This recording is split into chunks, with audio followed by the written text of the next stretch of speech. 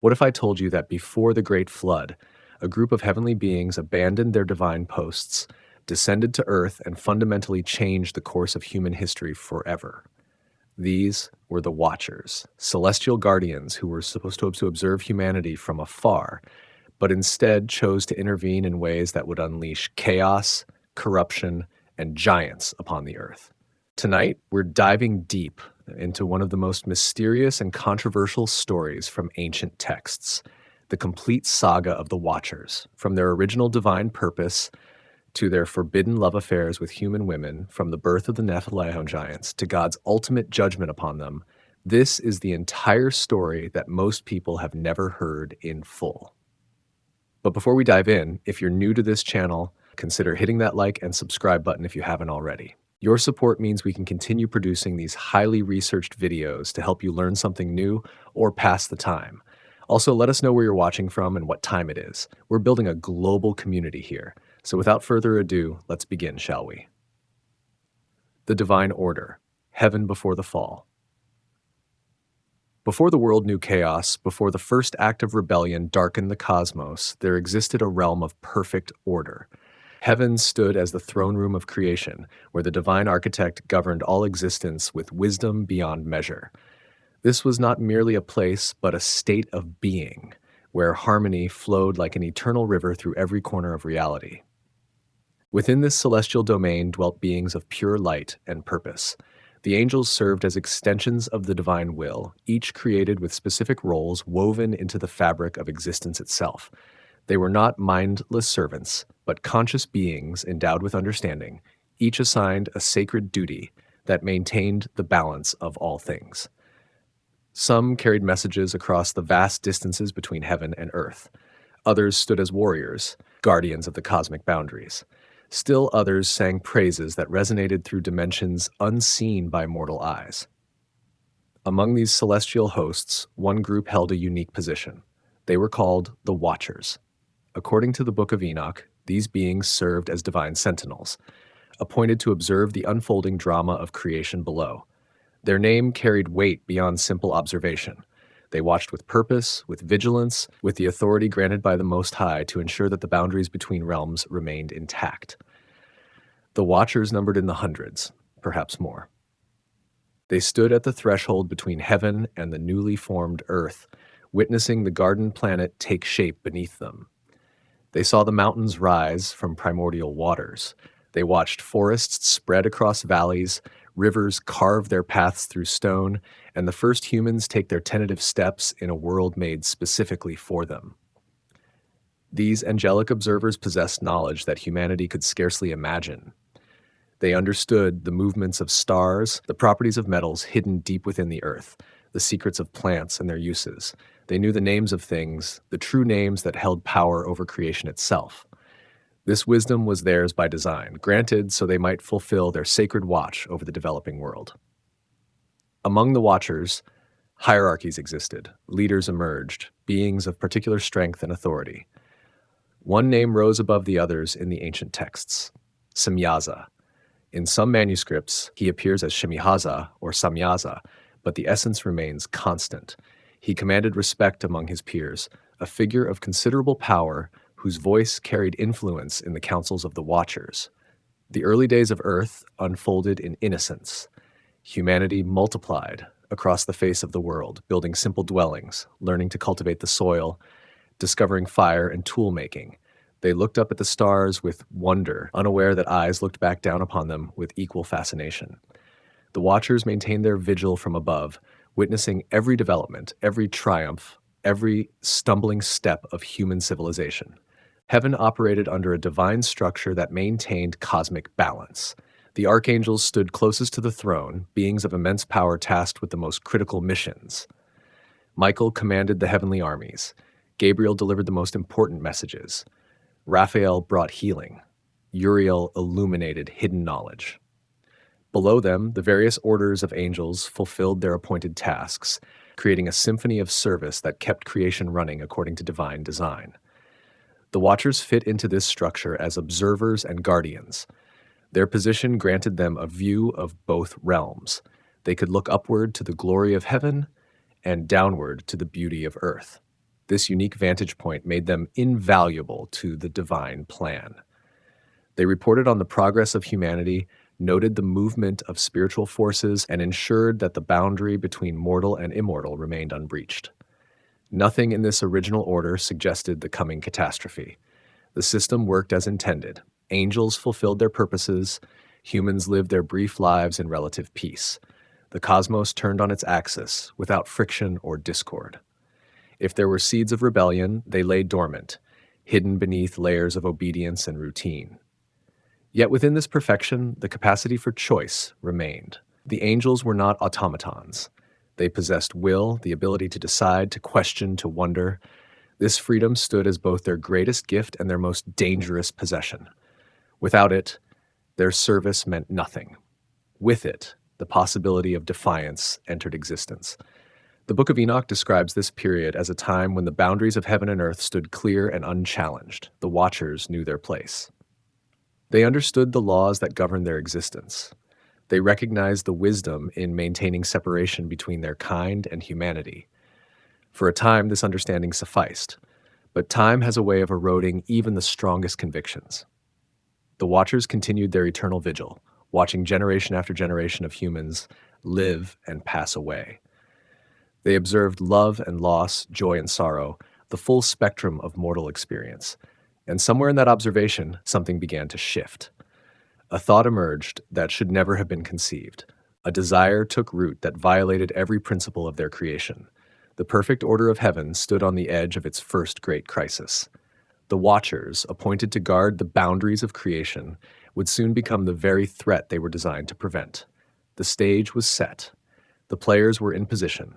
And in the mind of Semyaza, a question formed that would shatter the harmony of the cosmos and unleash consequences that would echo through all of human history. A crack in the firmament, the first forbidden thought. The change began subtly, like the first hairline fracture in a great dam. The watchers continued their appointed duties, but their attention shifted. Where once they observed humanity with detached interest, now their gaze lingered. The daughters of men moved through the world below, and the angels watched with eyes that saw too much, desired too much, yearned for what was never meant to be theirs. According to the Book of Enoch, the corruption did not strike all at once. The forbidden thought crept into angelic minds gradually, spreading like a slow poison through their ranks. These beings, created without the capacity for physical desire, found themselves experiencing something entirely new. They looked upon human women and saw beauty that transcended mere observation. They saw grace in movement, allure in form, and they wanted. The text records that Semyaza noticed this shift first among his fellows, or perhaps he felt it first himself and recognized the same hunger reflected in the eyes of those around him. Either way, he understood that he was not alone in his transgression. Other watchers harbored the same forbidden longing. The question became not whether they would act, but when and how. Mount Hermon rises in the ancient lands, a snow-capped peak that touches the sky. The Book of Enoch identifies this mountain as the gathering place, the site where heaven and earth drew close enough for the unthinkable to occur. The name itself carries meaning. Hermon derives from the Hebrew word herem, which speaks of dedication, of consecration, of something set apart. The location stood as a threshold, a place where the boundary between realms grew thin. The watchers descended to this mountain, not a fall, not yet. This was a deliberate journey, a conscious choice to leave their posts and gather in council. They came from their stations across the cosmos, converging on this single point. 200 angels assembled on Hermon's peak, each carrying the weight of their forbidden desire, each knowing that what they contemplated would shatter the divine order they had sworn to uphold. Semyaza addressed the gathering. The ancient text preserves his words, and in them we hear the voice of rationalization that precedes every great transgression. He spoke of fear. He worried that he alone might bear the guilt of such an act. He proposed that they bind themselves together through an oath, that they share equally in both the deed and its consequences. If all participated, none could claim innocence. If all fell, they fell together. This marked the true beginning of the rebellion. Not in the descent to the mountain, but in the moment when choice crystallized into commitment. The internal corruption that had been growing in silence now found expression in conspiracy. The Watchers were not stumbling into sin. They were planning it, organizing it, binding themselves to it through sacred vows that mocked the very concept of sacredness. The Book of Enoch describes the oath they swore on Mount Hermon as terrible and binding. They invoked curses upon themselves should any hesitate or withdraw. They created a chain of mutual guilt, ensuring that once begun, the act could not be stopped or undone by individual conscience. Each watcher became responsible for keeping his brothers committed to their shared transgression. But the forbidden thought that drove them contained a fundamental deception. The angels convinced themselves that they could bridge the gap between immortal and mortal, that they could experience physical love without consequence, that they could cross boundaries established at creation without tearing the fabric of reality itself. They saw what they wanted and believed they could take it without cost. The human women below remained unaware of the attention focused upon them. They lived their lives, tended their families, moved through their days with no knowledge that celestial beings debated their fates on a distant mountain. The daughters of men became objects of angelic obsession without any agency in the matter, pawns in a cosmic rebellion they did not choose and could not prevent. Semyaza's fear of solitary guilt reveals something crucial about the nature of this rebellion. Even in their corruption, the Watchers retained enough conscience to recognize the enormity of their intended transgression. They understood that what they planned violated every law of their existence. Yet instead of allowing this understanding to stop them, they used it to justify collective action. If the guilt was too heavy for one, they reasoned it could be borne by many. The text names the leaders who joined Semyaza in this conspiracy. Azazel stands among the most prominent, a figure whose name would become synonymous with transgression and judgment. Arakiel, who would teach forbidden signs. Ramiel, who would share secrets of the earth. Kokobabil, who understood the movements of the stars. Ezekiel, Arakiel, Shamsiel, Sariel, Tamiel, Turiel, and many others. Each brought specific knowledge, specific powers that they would later pour out upon humanity like poison. The gathering on Mount Hermon represented more than conspiracy. It stood as a perversion of divine counsel, a mockery of the heavenly assemblies where angels gathered to receive instruction from the Most High. Here, they gathered to plot rebellion. Where they should have been praising, they schemed. Where they should have been serving, they prepared to take. The Book of Enoch emphasizes that the Watchers swore their oath with full knowledge of what they did. This was not ignorance or accident. These beings possessed wisdom far beyond human understanding. They knew the structure of creation. They understood the reasons for boundaries between angels and humans. They recognized that what they planned would bring catastrophe. Yet they swore their oath anyway, binding themselves to a course that would corrupt the world and doom themselves to eternal punishment. The mountain stood witness to this moment of decision. The snow-capped peak that had known only purity now hosted the first great rebellion since creation. The air itself seemed to hold its breath as 200 voices joined in an oath that would change everything. They pledged themselves to descend further, to leave the threshold and enter fully into the world of men. They committed to taking wives from among the daughters of humanity. They promised to share the forbidden knowledge they possessed. And with that oath complete, the crack in the firmament widened into a chasm. The Watchers had not yet touched the earth, had not yet consummated their forbidden desire, but the deed was done in principle. The conspiracy was sealed. The point of no return had been crossed. All that remained was the descent itself, the final step from contemplation into action, from thought into irreversible consequence. The oath on Mount Hermon. The point of no return. The summit of Mount Hermon held 200 angels bound by words that could not be recalled. The oath had been spoken. The conspiracy had been sealed. What existed before as individual temptation now crystallized into collective rebellion, and the weight of that moment pressed down upon the mountain like a physical force. Semyaza stood at the center of this gathering, his role transformed from observer to architect of cosmic transgression. The Book of Enoch records him as the leader not because he possessed greater power than his fellows, but because he articulated what others only dared to think. He gave voice to forbidden desire and structure to chaotic longing. He transformed private corruption into organized defiance.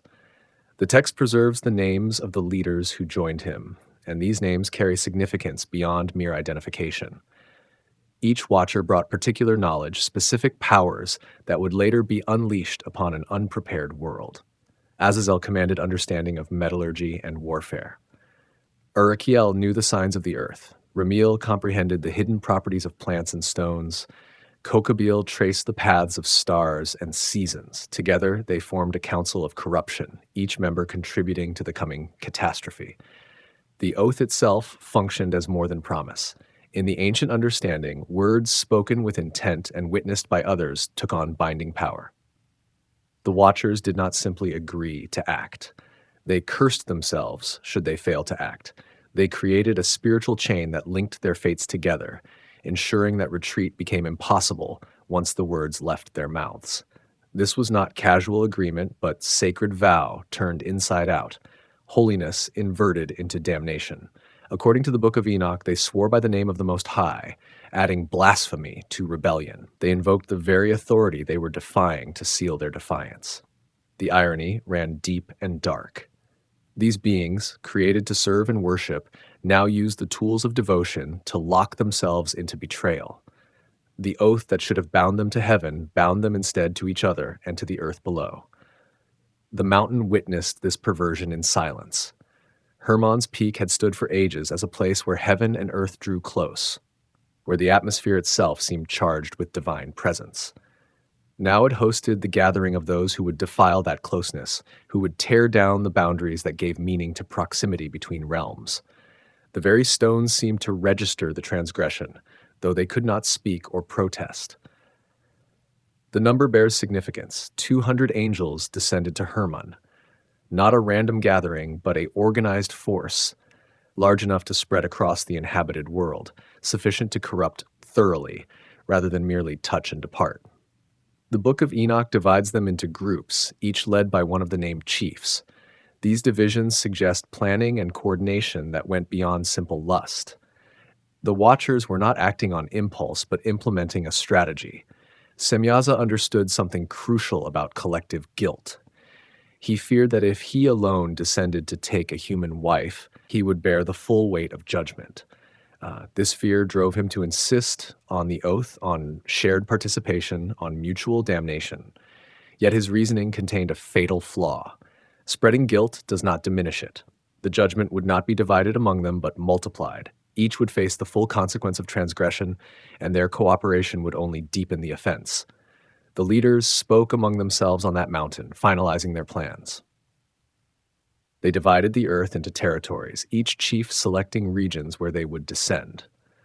They discussed which cities to approach, which human populations to infiltrate. They debated how to present themselves to humanity, whether to reveal their true nature or to appear as extraordinary men. Every detail received attention, every possibility consideration. This was rebellion with premeditation, sin with full awareness. The Book of Enoch emphasizes that they acted with knowledge of divine law. They were not ignorant of the boundaries they were about to cross. They understood that angels and humans occupied different orders of creation, that mixing these orders would produce something unnatural, something that violated the structure of reality itself. Yet they proceeded anyway, their desire overwhelming their wisdom, their lust conquering their understanding. The oath created a terrible unity. Where before they had been individual angels with individual temptations, now they became a force, a movement, a rebellion with structure and purpose. The binding words transformed them from watchers who had failed their duty into active agents of cosmic disruption. They ceased to be passive observers, corrupted by what they saw, and became actors determined to remake reality according to their desire. As they prepared to descend further, to leave the mountain and scatter across the world, each watcher carried multiple burdens. They bore the weight of their oath, the knowledge of their transgression, the anticipation of their forbidden desires' fulfillment, and the dim awareness of judgment to come. The Book of Enoch records that they understood they would face consequences, that their actions would bring destruction upon themselves. Yet they valued the temporary satisfaction above eternal consequence. The human world below continued in ignorance. Families gathered for evening meals, children played in dusty streets, women drew water from wells and ground grain for bread. None of them knew that decisions made on a distant mountain would soon reshape their world. None understood that beings of immense power had sworn an oath to enter their lives, to take their daughters, to pour out knowledge that humanity was not ready to receive. Mount Hermon stood as the threshold where possibility became certainty. The watchers had crossed the line from contemplation to commitment. The oath sealed their fate and set in motion events that would require divine intervention to resolve. The mountain had witnessed the transformation of 200 faithful servants into 200 rebels, of observers into transgressors, of angels into the architects of chaos. The moment of descent approached. The oath was complete. The plans were made. The leaders were chosen. All that remained was to step off the mountain and enter fully into the world of humanity. 200 angels stood poised on the edge of irreversible action, bound by words that could not be unspoken, committed to a course that would drown the world in violence and require the cleansing flood of divine judgment. Union and corruption. The Nephilim are born. The Watchers descended from Mount Hermon and scattered across the face of the earth. They moved among humanity not as distant observers, but as participants, as beings determined to cross the final boundary between their kind and mortal flesh. The Book of Enoch records that they took wives from among the daughters of men, choosing women according to their own desire without regard for divine design or natural law. This union represented more than physical joining. It violated the fundamental structure of creation itself. Angels were fashioned as spirits, beings of pure consciousness clothed in celestial substance. Humans were formed from earth, given flesh and blood, created to live and reproduce within the bounds of mortality. These two orders of existence were never meant to merge. The boundaries between them stood as part of the architecture of reality, as essential to cosmic order as the separation of light from darkness, water from land. Yet the Watchers forced this merging through an act of supreme transgression. They took on physical form or corrupted human form to contain their essence, or worked some dark miracle that allowed spiritual beings to produce offspring with mortal women. The ancient texts do not explain the mechanism fully. They focus instead on the result, on the abomination that emerged from this impossible union. The women bore children, but these were not human children. The offspring of the Watchers grew beyond natural limits, their bodies swelling with unnatural vitality drawn from their angelic heritage. The Book of Enoch describes them as giants, beings of enormous stature whose very existence defied the laws of nature. They were called Nephilim, a term that carries connotations of falling, of casting down, of those who descended or who caused descent. According to the text, these Nephilim reached heights of 300 cubits. The measurement staggers belief, suggesting beings of such immense size that they towered over normal humans like adults over insects. Even if we understand this as symbolic exaggeration, emphasizing their abnormal nature rather than literal measurement, the point stands clear. The Nephilim were not merely tall men, but creatures whose size alone marked them as violations of natural order. Their appetites matched their stature. The Nephilim consumed food at rates no normal household could sustain. They devoured the produce of fields, the livestock of herds, the stored provisions of entire communities.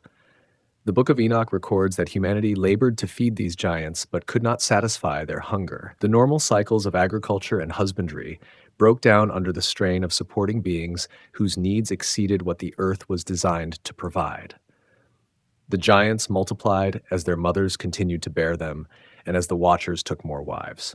Each region infiltrated by the fallen angels saw these hybrid offspring emerge, growing rapidly, demanding resources, dominating the landscape through sheer physical presence. They became a new force in human society, one that did not fit into existing structures of family, tribe, or community. The Book of Enoch emphasizes that the Nephilim's birth marked the beginning of visible corruption in the world. Before their appearance, the transgression of the Watchers remained largely hidden, known primarily to heaven and to the angels themselves. But the giants could not be hidden.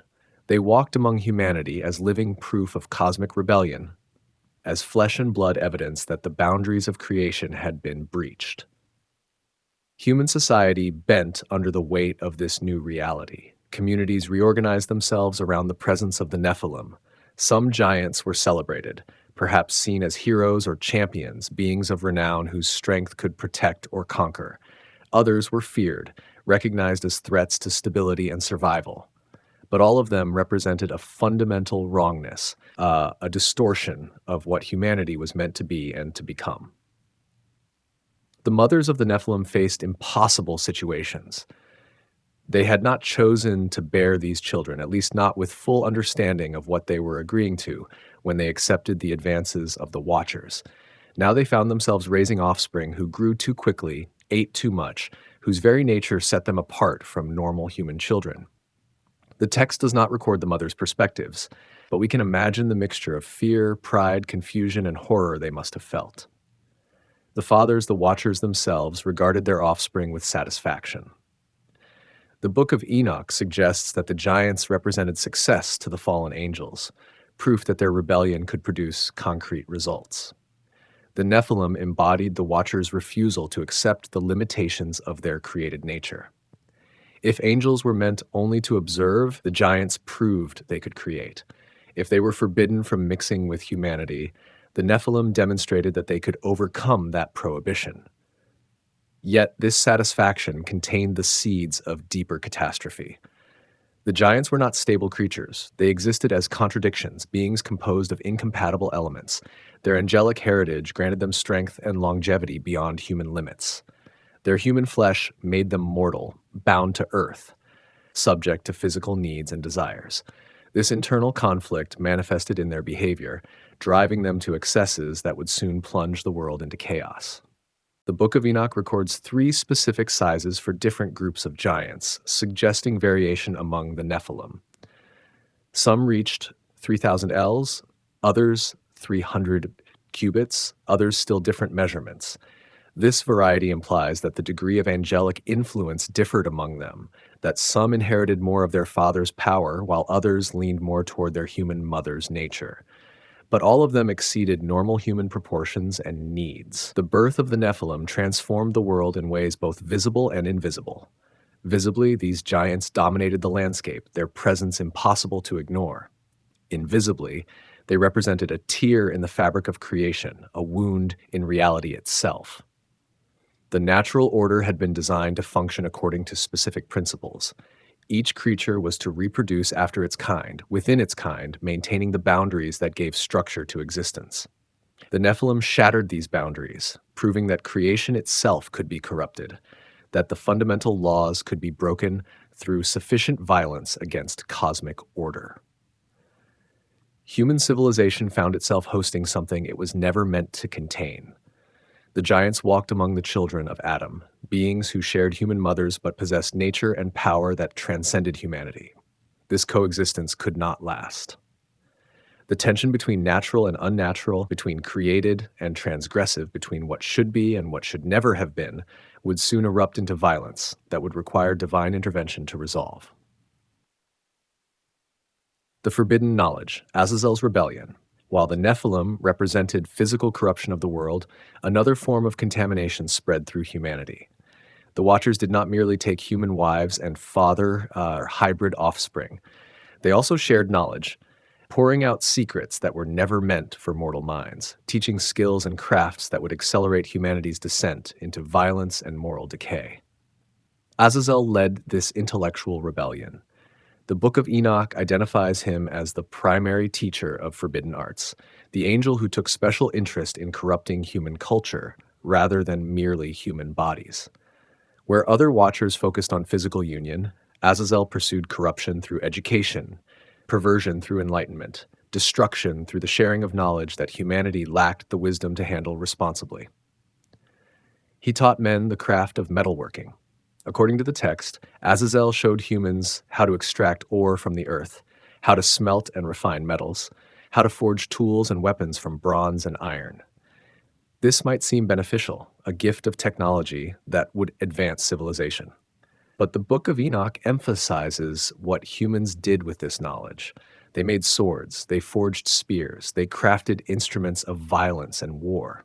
Before Azazel's teaching, conflicts between humans remained limited by the tools available. Disputes might end in bruises or broken bones. But with metal weapons, with blades that could pierce deep and edges that could sever, violence took on new permanence. Arguments became battles. Disagreements turned deadly. The introduction of advanced weaponry did not merely change warfare. It changed human nature itself, making permanent solutions to temporary conflicts seem reasonable. Azazel also taught the art of making bracelets, ornaments, and the use of antimony for decorating eyes. He showed women how to beautify stones and enhance their appearance through cosmetics and adornment. The Book of Enoch treats this knowledge as corruption rather than innocent improvement. The emphasis on external beauty and seductive appearance led to increased sexual immorality, to vanity, to the prioritization of physical attraction over character and virtue. Other watchers contributed their own forbidden teachings. Arakiel taught the signs of the earth, knowledge that allowed humans to interpret natural phenomena in ways that led them into superstition and false understanding. Ramil showed them the course of the moon and its influences, corrupting their perception of celestial movements with astrological interpretations that denied divine sovereignty. Barakijal taught astrology. Kokabel shared knowledge of the constellations and their meanings. Ezekiel revealed understanding of clouds and weather patterns. Arakiel showed signs that could predict future events. Shamsiel taught about the sun and its cycles. Each piece of knowledge seemed valuable in isolation, but together they formed a system of understanding that excluded the Creator, that tried to explain existence through natural forces and cosmic patterns, rather than through divine providence. The Book of Enoch reserves particular condemnation for the teaching of sorcery. The text records that the Watchers shared knowledge of enchantments, root cutting, and the properties of plants that could heal or harm. They taught humanity how to manipulate spiritual forces, how to invoke powers that should have remained beyond human reach. This knowledge opened doors that were meant to stay closed, giving humans access to spiritual realms they lacked the purity to enter safely. The teaching of these forbidden arts accelerated cultural corruption in ways that complemented the physical chaos caused by the Nephilim. Humanity gained power without wisdom, knowledge without understanding, ability without the moral framework to use it responsibly. The result was predictable. Violence increased as weapons improved. Sexual immorality spread as seduction became more sophisticated. Spiritual corruption deepened as humans pursued hidden knowledge rather than seeking the Creator. The Book of Enoch emphasizes that this knowledge was forbidden for good reason. These were not arbitrary restrictions imposed by a jealous deity. The boundaries around certain knowledge existed because humanity at that stage of development could not handle the responsibility such knowledge entailed. Giving advanced metallurgy to a violent species ensured that violence would increase. Teaching sorcery to beings who barely understood prayer guaranteed spiritual corruption. Azazel's particular focus on weapons and warfare proves significant. The text suggests that he delighted in violence, that he found satisfaction in teaching humans more efficient ways to harm each other. His instruction went beyond simple metalworking into the philosophy and strategy of combat. He did not merely show them how to make swords. He taught them how to use those swords, how to organize for battle, how to think in terms of conquest and domination. The teachings spread rapidly through human populations. Those who learned from the Watchers gained advantages over those who remained ignorant. Communities that possessed metal weapons conquered those still using stone tools. Individuals who mastered seductive arts attracted more partners than those who relied on natural appearance. Groups that practiced sorcery wielded power that others could not match or counter. This created pressure for the forbidden knowledge to spread, as survival itself seemed to depend on adopting the new ways. Yet, every advance in capability brought corresponding decline in character. The Book of Enoch records that godlessness increased, that fornication multiplied, that people transgressed boundaries that had previously been respected. Human society, which had been developing gradually under divine guidance, now lurched forward in technology while sliding backward in morality. The imbalance created a world increasingly characterized by power without wisdom, ability without virtue, knowledge without righteousness. The contrast with divine intention becomes stark. The Creator had designed human development to proceed at a measured pace, with moral growth keeping pace with technological advancement. Humans were meant to learn gradually, to develop wisdom alongside capability, to grow in understanding of both natural and spiritual realities under divine tutelage. The Watchers' teachings disrupted this divine pedagogy, flooding humanity with information and power they were not ready to steward. The spiritual consequences proved as devastating as the physical ones. The Book of Enoch suggests that the forbidden knowledge turned human hearts away from worship of the Most High. Instead of looking upward to their Creator, people looked inward to their own capabilities and outward to the forces they could manipulate. Instead of seeking divine guidance, they relied on star charts and omens. Instead of trusting in divine protection, they forged better weapons. The knowledge of how eclipsed the knowledge of whom. Azazel's rebellion thus complemented the physical corruption introduced by the birth of the Nephilim. Together, they created a world transformed from the one the Creator had intended. Physical violence, moral decay, spiritual corruption, and technological advance without wisdom combined to produce a civilization that was simultaneously more powerful and more wicked than anything that had come before. The teachings of the Watchers had achieved their purpose, corrupting humanity not merely but in mind, spirit, and culture. A world in chaos, the reign of the giants. The Nephilim matured rapidly, their growth outpacing human development by years in mere months. What began as strange children born to bewildered mothers soon became a plague of giants whose presence destabilized every aspect of human society. The Book of Enoch records the progressive catastrophe as these hybrid beings claimed dominance over the earth their mother's people had once peacefully inhabited. Their appetites proved insatiable from the earliest days. As children, the Nephilim consumed food at rates that strained family resources. As they grew into their full stature, their hunger escalated beyond what any household, any village, or any region could reasonably satisfy. They devoured grain stores meant to last seasons. They slaughtered entire herds in single feasts. The normal rhythms of agriculture and animal husbandry, carefully developed over generations, collapsed under the demands of creatures whose needs exceeded what the earth was designed to provide. Humanity attempted to accommodate these beings at first. Communities organized themselves around feeding the giants, reasoning that cooperation might preserve some measure of peace. Farmers dedicated larger portions of their harvests to satisfying Nephilim hunger. Shepherds handed over their fattest livestock.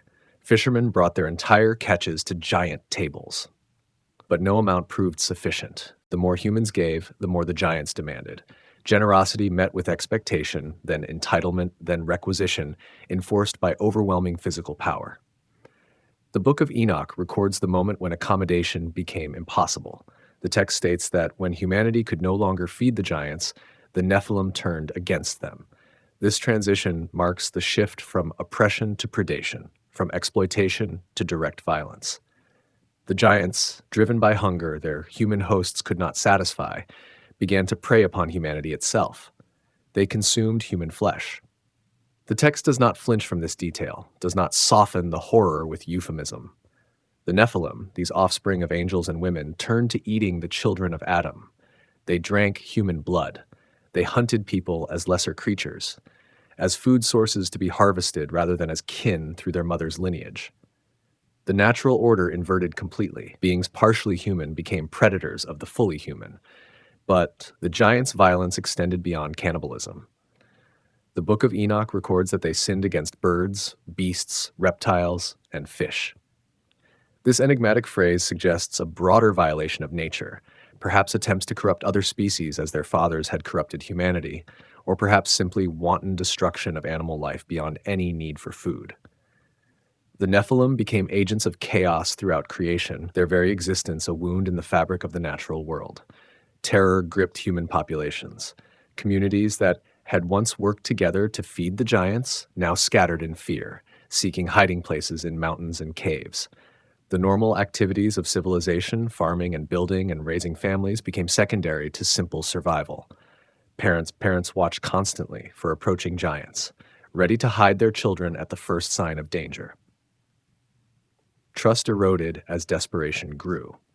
In such conditions, human society itself began to break down. The giants fought among themselves as well as against humanity. The Book of Enoch suggests that violence became universal, that the Nephilim's aggressive nature expressed itself in all directions. They battled each other for dominance, for territory, for resources. These conflicts between beings of superhuman strength caused devastation far beyond normal warfare. When giants fought, the earth trembled. When they clashed, the landscape bore the scars.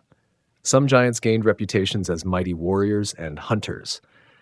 The text refers to them as beings of renown, suggesting that despite their monstrous nature, they achieved a kind of terrible fame. Stories spread of their exploits, tales that mixed admiration for their power with horror at their deeds. This reputation added psychological weight to their physical dominance. Communities lived in fear not just of giants in general, but of specific named beings whose reputations preceded them. The world descended into lawlessness. The combination of giant predation, human desperation, and the moral corruption introduced by the Watcher's forbidden teachings created a society where might determined right, where the strong preyed on the weak without restraint, where every hand turned against every other. The Book of Enoch describes universal violence, bloodshed covering the earth, wickedness in every corner of human habitation.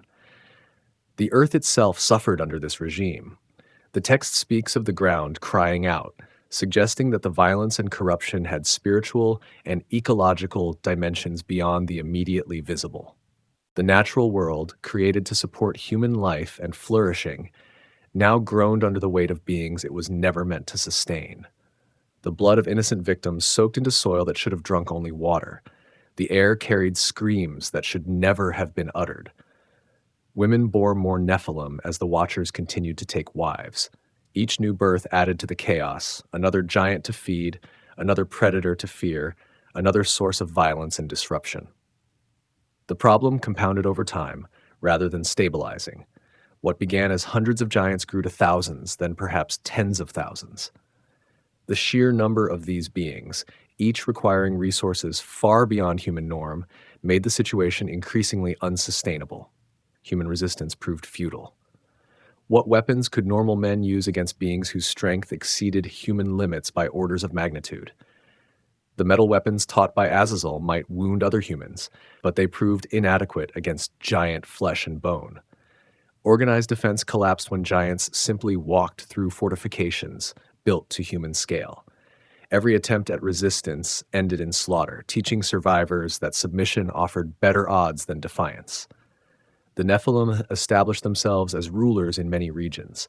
They took what they wanted, lived where they pleased, commanded tribute from communities too terrified to refuse. Some humans served them willingly, reasoning that cooperation with the giants might provide protection from other giants. Others served from pure terror, knowing that refusal meant immediate death. A class system emerged with the Nephilim at the apex, human collaborators below them, and the masses at the bottom, existing only to feed the machine of giant appetite. The Book of Enoch emphasizes that this was not the world the Creator intended. Every aspect of the chaos, from the giants' cannibalism to the universal violence to the corruption of nature itself, represented a departure from divine design. The earth had been made as a garden, a place where humanity could flourish under divine guidance. The Nephilim transformed it into an abattoir, a hunting ground, a realm of terror where the weak existed only as prey for the strong. Yet amid the chaos, some humans remained righteous.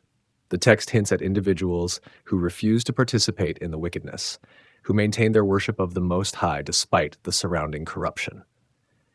These few became crucial, for their cries would soon reach heaven and trigger the divine response that the world so desperately needed. But for now, they suffered alongside everyone else, witnessing atrocities they were powerless to prevent, watching the world slide deeper into darkness with each passing day. The cries of the earth, humanity's plea for help. The violence reached a crescendo. Blood soaked the ground in every region. Human bodies lay scattered across fields and through forests, victims of giants who hunted for sport as much as hunger. The Book of Enoch records that the earth itself became saturated with suffering, that the very stones bore witness to atrocities that defied comprehension. Creation groaned under the weight of corruption it was never designed to bear. Among the masses of terrified humanity, the righteous few lifted their voices. They prayed not with the casual requests of peaceful times, but with the desperate intensity of those who see no hope except divine intervention. Their prayers rose like smoke from countless hidden places, from caves where families cowered, from forests where refugees sought shelter, from secret chambers where the faithful gathered to worship despite the danger. These prayers carried specific content. The Book of Enoch preserves the nature of the cry. The righteous did not merely ask for personal protection or relief. They called for justice. They demanded that heaven acknowledge what was happening on earth. They insisted that the Most High see the violence, recognize the corruption, and act according to divine nature to set things right. Their prayers became accusations as much as petitions, pointing heavenward with urgency that would not be ignored. The text records 4 archangels as witnesses to these cries.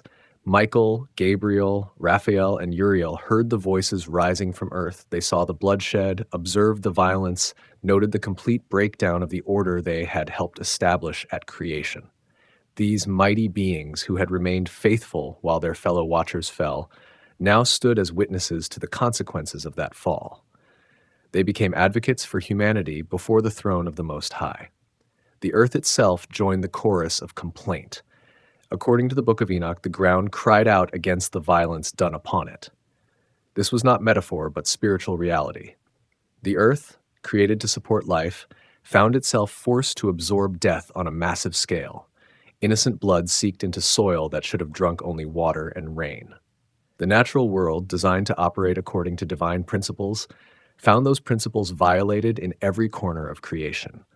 The souls of the slain added their voices. The text suggests that those who perished under giant violence did not pass silently into death. Their spirits cried out for vindication, for acknowledgement of the injustice they had suffered.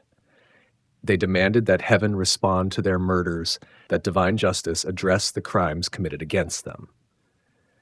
These voices of the dead mingled with the prayers of the living, creating a symphony of suffering that reached the highest heaven. The righteous named specific angels in their prayers. They called upon Michael, the commander of heavenly armies. They invoked Gabriel, the divine messenger. They cried out to Raphael and Uriel, archangels whose very names spoke of divine attributes that seemed absent from earth. By naming these beings, the prayers took on legal character, formal appeals to known authorities within the heavenly hierarchy. The humans were not vaguely hoping for help.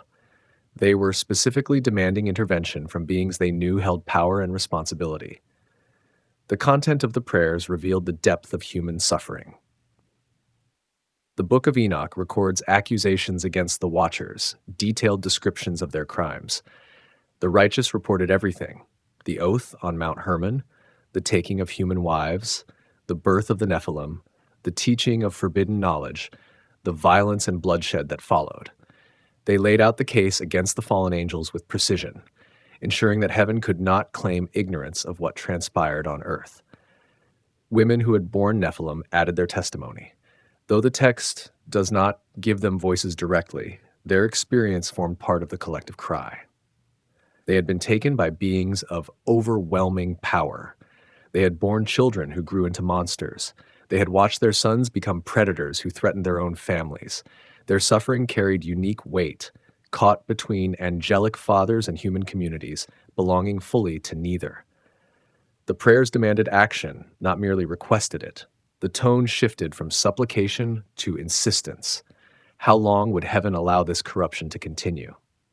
How much blood must soak the earth before divine justice responded? The righteous pushed against the boundaries of proper prayer, driven by desperation to speak with boldness that might have seemed presumptuous in calmer times. But these were not calm times, and conventional piety seemed inadequate to the crisis. The Book of Enoch emphasizes the persistence of these prayers. They did not rise once and cease. Day after day, night after night, voices called upward. The righteous maintained their appeal despite no immediate response. Despite continued suffering, despite every reason to believe they had been abandoned. Their faith held even when circumstances suggested faithlessness might be more rational. This persistence itself became part of their testimony, proof that some remained loyal to the Most High, even in the midst of universal corruption. The archangels carried these prayers before the throne. They added their own observations, their own testimony about conditions on earth. Michael spoke of the violence he had witnessed. Gabriel reported on the corruption spreading through human culture. Raphael described the suffering of the innocent. Uriel detailed the spiritual damage done by the teaching of forbidden knowledge. Together, they built a comprehensive case that demanded divine response. Heaven's response was not immediate from the human perspective. Days passed, perhaps weeks or months, while the suffering continued.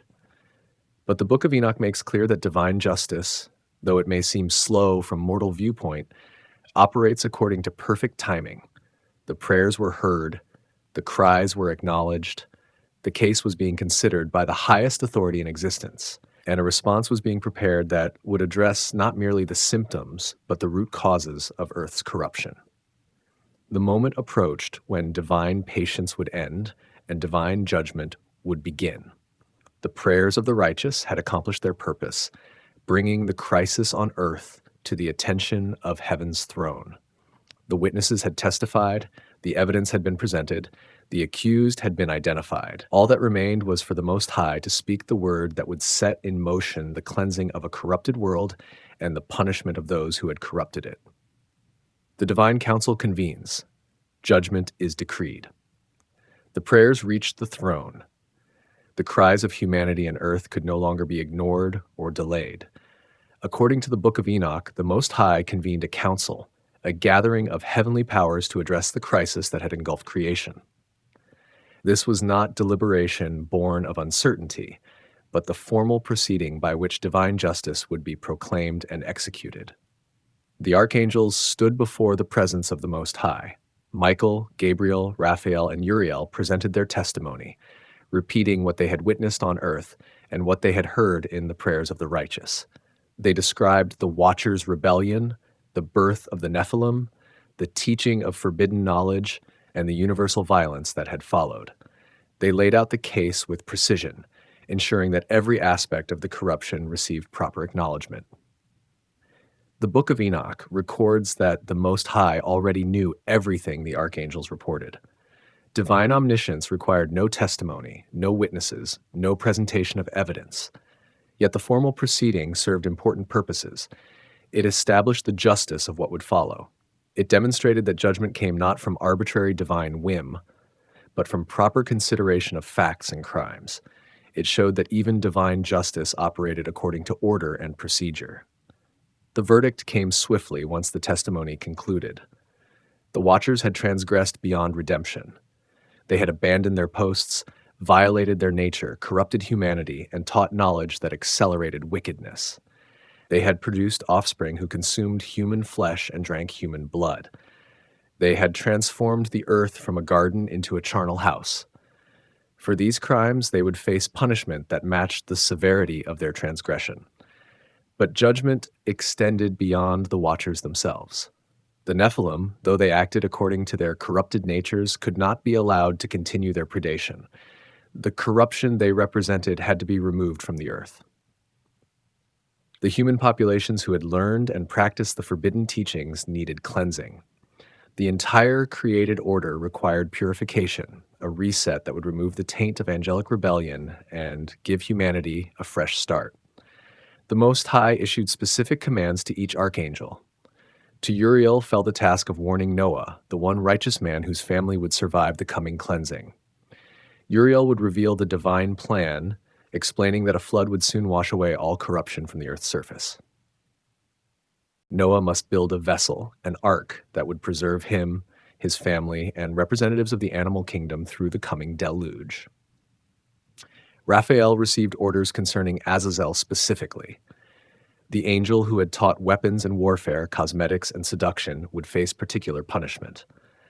Raphael was commanded to bind Azazel, to cast him into darkness, to throw him into a place of sharp rocks and rough stones in the desert of Dudael.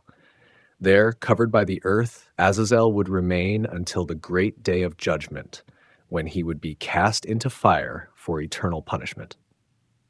Gabriel's mission focused on the Nephilim.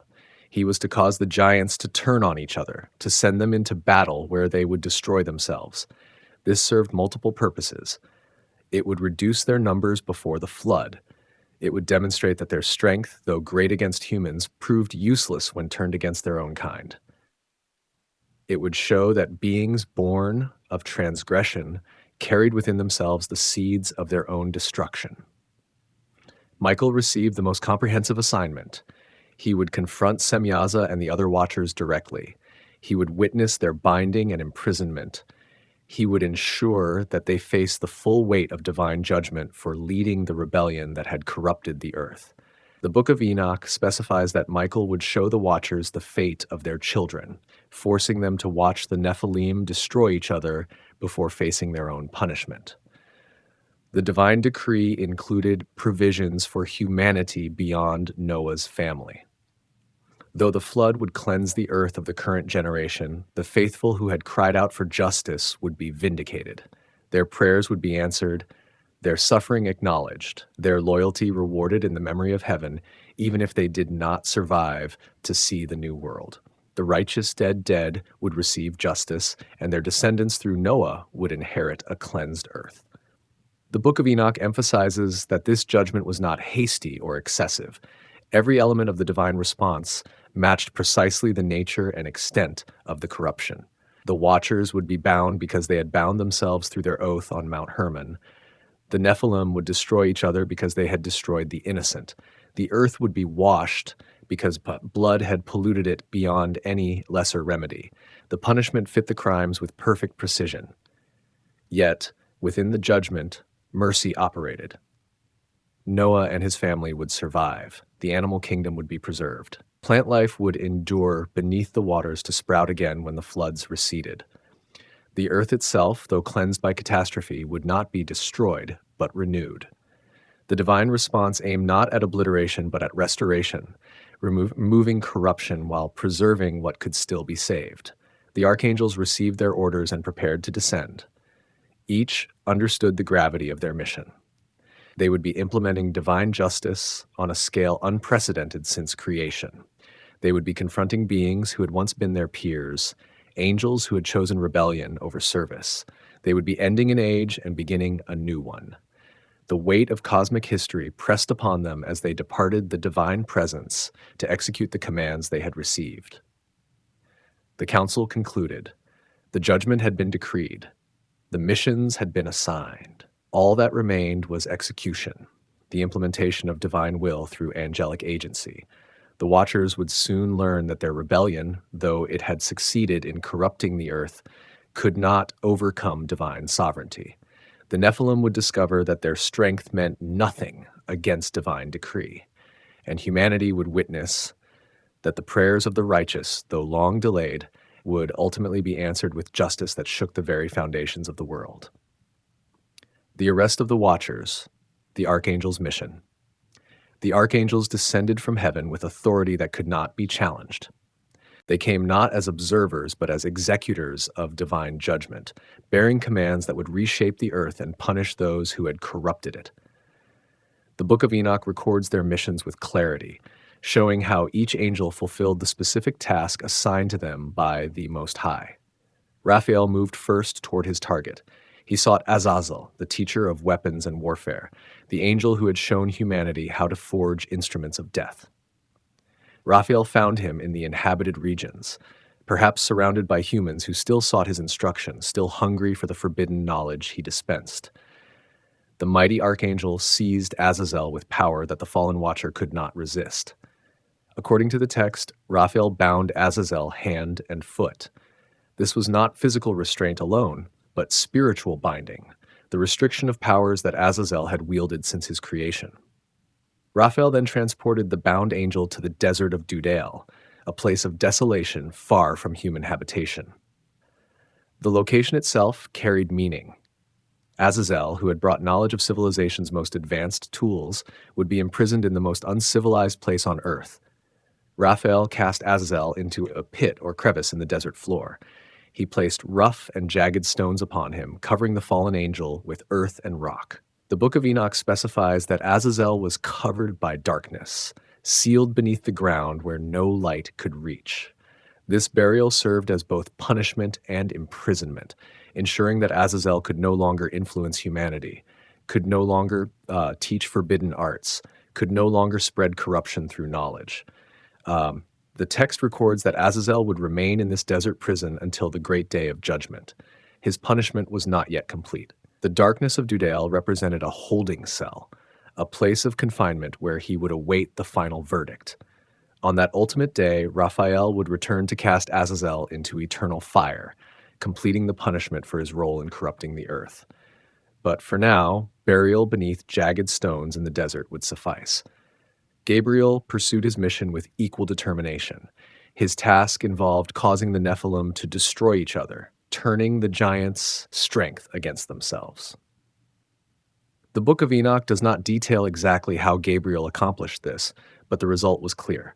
The giants began to fight among themselves with fury that matched their size. Battles erupted between them, conflicts that devastated the landscape and reduced their numbers significantly. These fights between giants served divine purpose beyond mere reduction of their population. They demonstrated that strength without righteousness turns on itself, that power divorced from divine guidance becomes self-destructive. The Nephilim, who had terrorized humanity with their might, now experienced terror themselves as they faced opponents equally strong. They learned too late that their unnatural nature contained the seeds of their own ending. Michael's mission required confronting the leader of the Watchers directly. He sought Semyaza, the angel who had first proposed the oath on Mount Hermon, who had organized the rebellion, who bore primary responsibility for the cascade of corruption that had followed. The Book of Enoch presents Michael as the commander of heavenly forces, the appropriate authority to arrest the commander of the fallen angels. Michael bound Semyaza along with the other leaders of the Watchers. The text names them: Arakelba, Ramiel, Koblel, Tamlel, Ramlel, Danel, Ezekiel, Barakijel, Asael, Armaros, Badarel, Ananel, Zachiel, Samsapil, Satarel, Turel, Jomjael, Seriel. Each received the same binding, the same stripping of power that prevented further action on earth. These mighty angels, who had descended with such confidence to pursue their desires, now found themselves powerless before the executors of divine justice. Michael performed his mission with particular purpose. The Book of Enoch records that he made the bound watchers witness the destruction of their offspring. Before they faced their own imprisonment, they had to watch the Nephilim battle each other, had to see their sons fall beneath the weapons and strength of their brothers. This forced witnessing added psychological torment to physical binding, ensuring the watchers understood fully the consequences of their rebellion. The text emphasizes that the watchers could not resist. These beings, who had seemed so powerful when preying on humans, proved helpless before archangels acting with divine authority. Their corruption had weakened them. Their rebellion had stripped them of the strength that comes from alignment with divine purpose. They could not fight, could not flee, could only submit to the binding and imprisonment that divine justice demanded. The arrest of the Watchers sent shockwaves through the remaining human populations. Those who had served the fallen angels, who had learned their teachings and relied on their protection, suddenly found themselves abandoned. The giants who had ruled through strength now battled each other instead of terrorizing humanity. The entire system of power and exploitation that the rebellion had created collapsed within days as the archangels executed their missions with efficient precision. Uriel, meanwhile, fulfilled his task of warning Noah. He appeared to the righteous man, explaining that a great flood would soon cover the earth. He instructed Noah to build an ark, providing specific dimensions and construction details. This mission differed from the others, carrying hope rather than judgment, preservation rather than destruction. Through Noah, humanity would survive the cleansing to come. Through his family, the earth would be repopulated after the waters receded. The Book of Enoch presents these missions as coordinated rather than sequential. The archangels acted simultaneously, each fulfilling their assigned role in the larger divine plan. While Raphael imprisoned Azazel and Dudale, Gabriel stirred the Nephilim to mutual slaughter. While Michael bound Semyaza and his fellows, Uriel instructed Noah in ark construction. The divine response to rebellion unfolded on multiple fronts, addressing every aspect of the corruption with appropriate countermeasures. The speed of these events would have seemed impossible to human observers. The Watchers, who had walked the earth for generations, were suddenly arrested and imprisoned. The Nephilim, who had seemed invincible, began destroying each other. The entire structure of corruption, which had been building for decades or longer, collapsed within what must have seemed like moments. Divine power, once unleashed, moved with irresistible force. Yet, even in judgment, order prevailed. The archangels did not act chaotically or randomly. Each fulfilled their specific mission as commanded. Each addressed the particular aspect of corruption assigned to them. The arrest and binding of the Watchers demonstrated that divine justice operated with precision, that punishment matched crime, that every rebellious angel received exactly what their actions warranted. The reign of the fallen had ended, and the reign of divine justice had begun. The vision of Enoch, the scribe of righteousness. Among all humanity caught in the chaos of the Watchers' corruption, one man stood apart. Enoch walked with the Most High in a generation that had largely abandoned righteousness. The Book of Enoch, which bears his name, records his unique role in the unfolding drama of judgment. He became more than witness or survivor. He became intermediary, the human voice that would carry divine messages to the imprisoned angels. The text presents Enoch as a scribe of righteousness. He possessed unique ability to see beyond the physical realm into spiritual reality. The Most High granted him visions that revealed the workings of heaven, the nature of judgment, and the fate awaiting both the righteous and the wicked. These visions transformed Enoch from an ordinary man into a prophet of extraordinary significance, someone who could move between earthly and heavenly realms with understanding that transcended normal human limitations.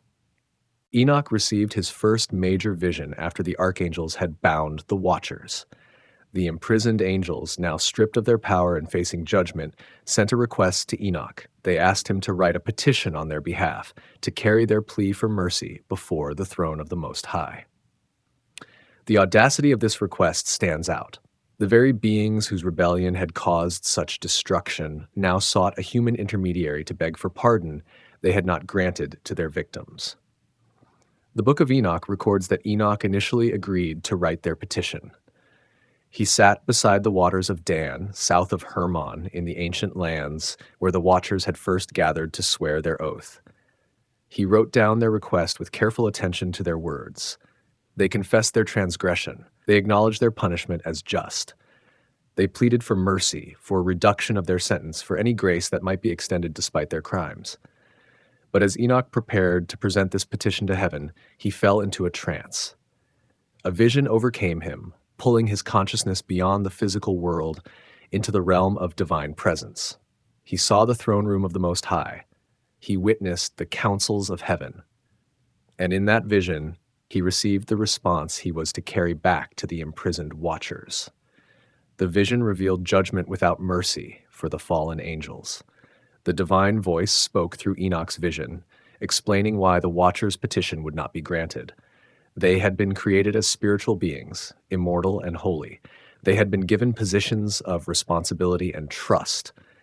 They had witnessed the glory of heaven firsthand. Yet they had abandoned all of this to pursue physical desires, to corrupt humanity, to violate the fundamental structure of creation.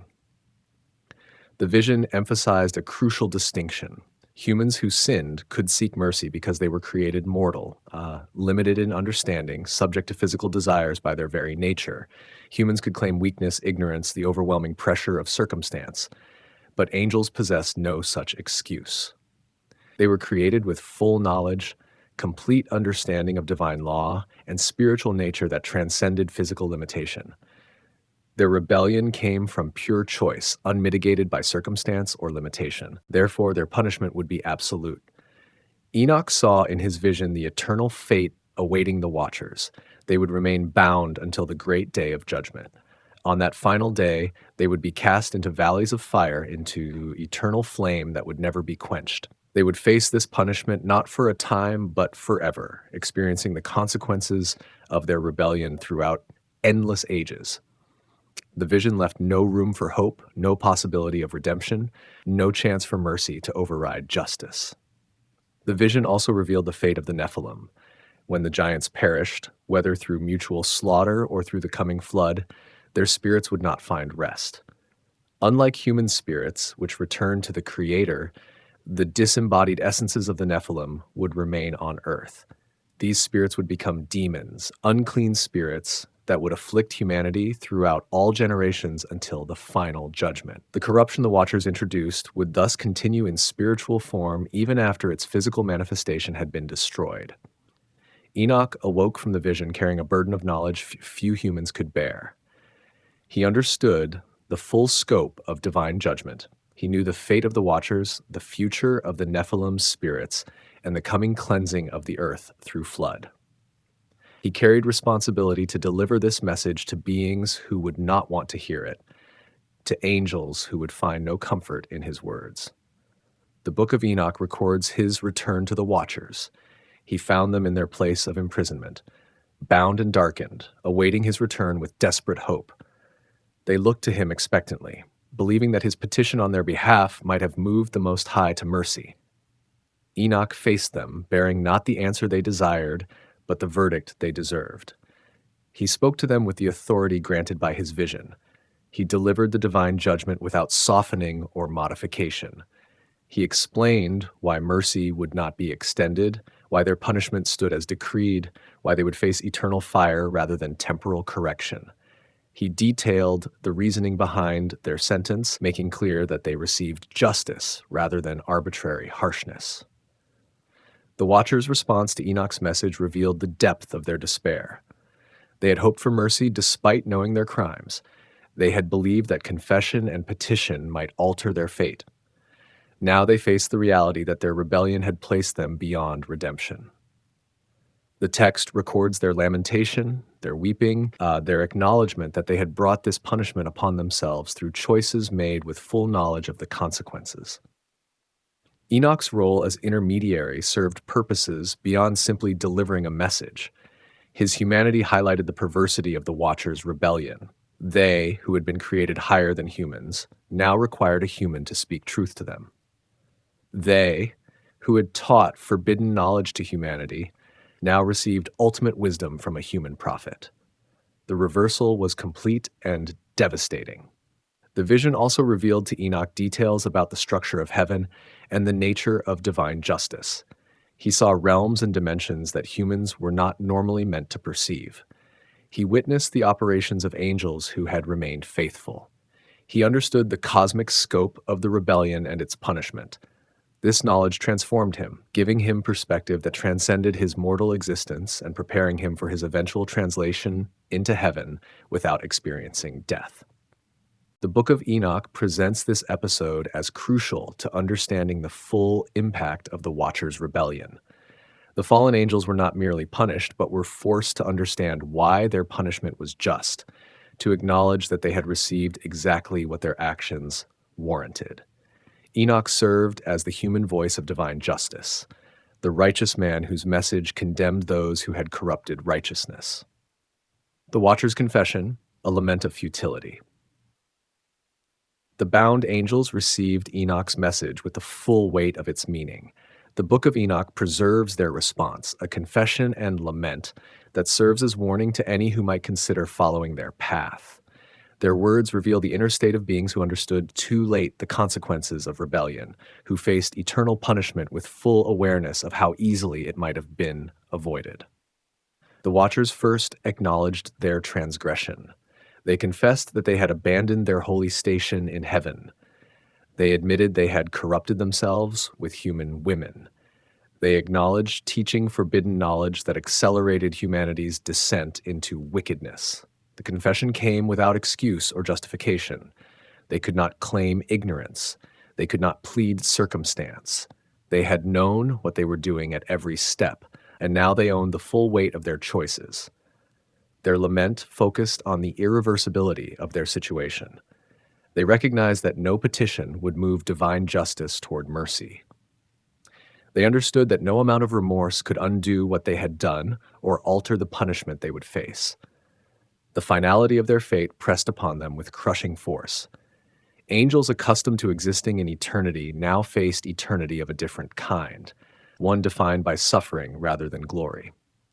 According to the text, the Watchers spoke of the terror they felt. These beings, who had inspired terror in others, now experienced it themselves. They who had walked the earth as powerful agents able to take what they desired, now cowered in darkness, stripped of power, facing a future that offered no hope of reprieve. The reversal could not have been more complete.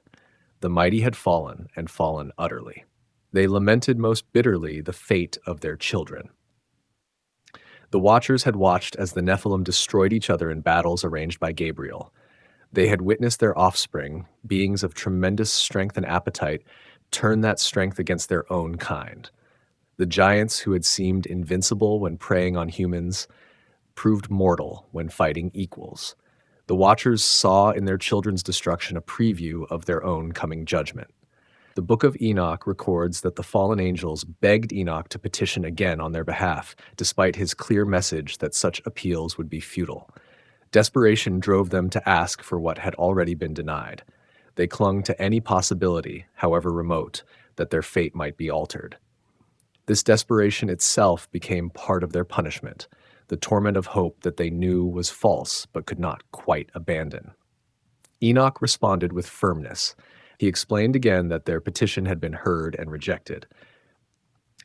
The Most High had considered their case and found no grounds for mercy. The Watchers were not being punished for ignorance or weakness, but for deliberate rebellion committed with full knowledge. Angels created to serve had chosen to corrupt. Beings fashioned for holiness had embraced defilement. For such transgression, no mercy would be extended. The lament included recognition of their former state. The Watchers remembered what they had been before their fall. They recalled standing in the presence of divine glory, participating in heavenly councils, serving purposes that transcended mortal understanding. They contrasted that glorious past with their present state of imprisonment and their future fate of eternal fire. The comparison only deepened their anguish. They also lamented the impact of their rebellion on humanity. Though self-focused in their despair, they acknowledged that they had brought suffering on innocent people. They had corrupted a species not their own, violated boundaries not theirs to cross, taught knowledge not theirs to share. They recognized that human blood cried out against them, that their crimes extended beyond their personal fate to encompass the destruction of countless others. The Book of Enoch preserves specific accusations the Watchers made against themselves. They confessed that they had been in heaven, but had desired the daughters of men. They admitted that they had taken wives and defiled themselves with human blood. They acknowledged that through their offspring, much blood has been shed upon the earth. Each statement built upon the previous, creating a comprehensive acknowledgement of guilt that left no room for denial or deflection. Their confession included recognition that they had violated their nature. Angels were not created for physical reproduction. They existed as spiritual beings whose service to the Most High defined their purpose and meaning. By seeking to experience physical desires, they had attempted to become something they were not designed to be. This violation of their essential nature contributed to the severity of their punishment. The lament also touched on the futility of their achievement. What had they gained? Temporary satisfaction that ended in eternal suffering. Brief experiences of physical pleasure that cost them everything they had been created to possess and enjoy. The pleasure-to-cost ratio revealed their rebellion as not merely wicked but foolish, a trade that no rational being would make if they truly understood the consequences. According to the text, they pleaded for their petition to at least be heard, even if it could not be granted. They wanted acknowledgement from heaven, some recognition that their remorse was genuine, even if insufficient to alter their fate. But even this small comfort was denied. Heaven had spoken through Enoch. The judgment was final. No further appeals would be entertained or acknowledged. The Watchers' despair deepened as they fully grasped their situation. They would remain bound in darkness until the final judgment. They would then be cast into eternal fire. They would suffer forever consequences of choices made in moments. The disproportion between act and punishment seemed crushing, though Enoch explained that their knowledge and nature made their crimes worthy of such response. Lesser beings might receive lesser punishment, but angels who rebelled with full understanding deserved the full weight of divine wrath. The lament concluded with silence. The watchers had nothing left to say. They had confessed fully, pleaded desperately, and received final rejection. They settled into their prison of darkness to await the judgment day that would complete their punishment. Their voices, which had once taught forbidden knowledge and commanded giant offspring, now fell silent in the face of irrevocable doom. The Book of Enoch presents this confession and lament as a moral lesson for all who might hear it.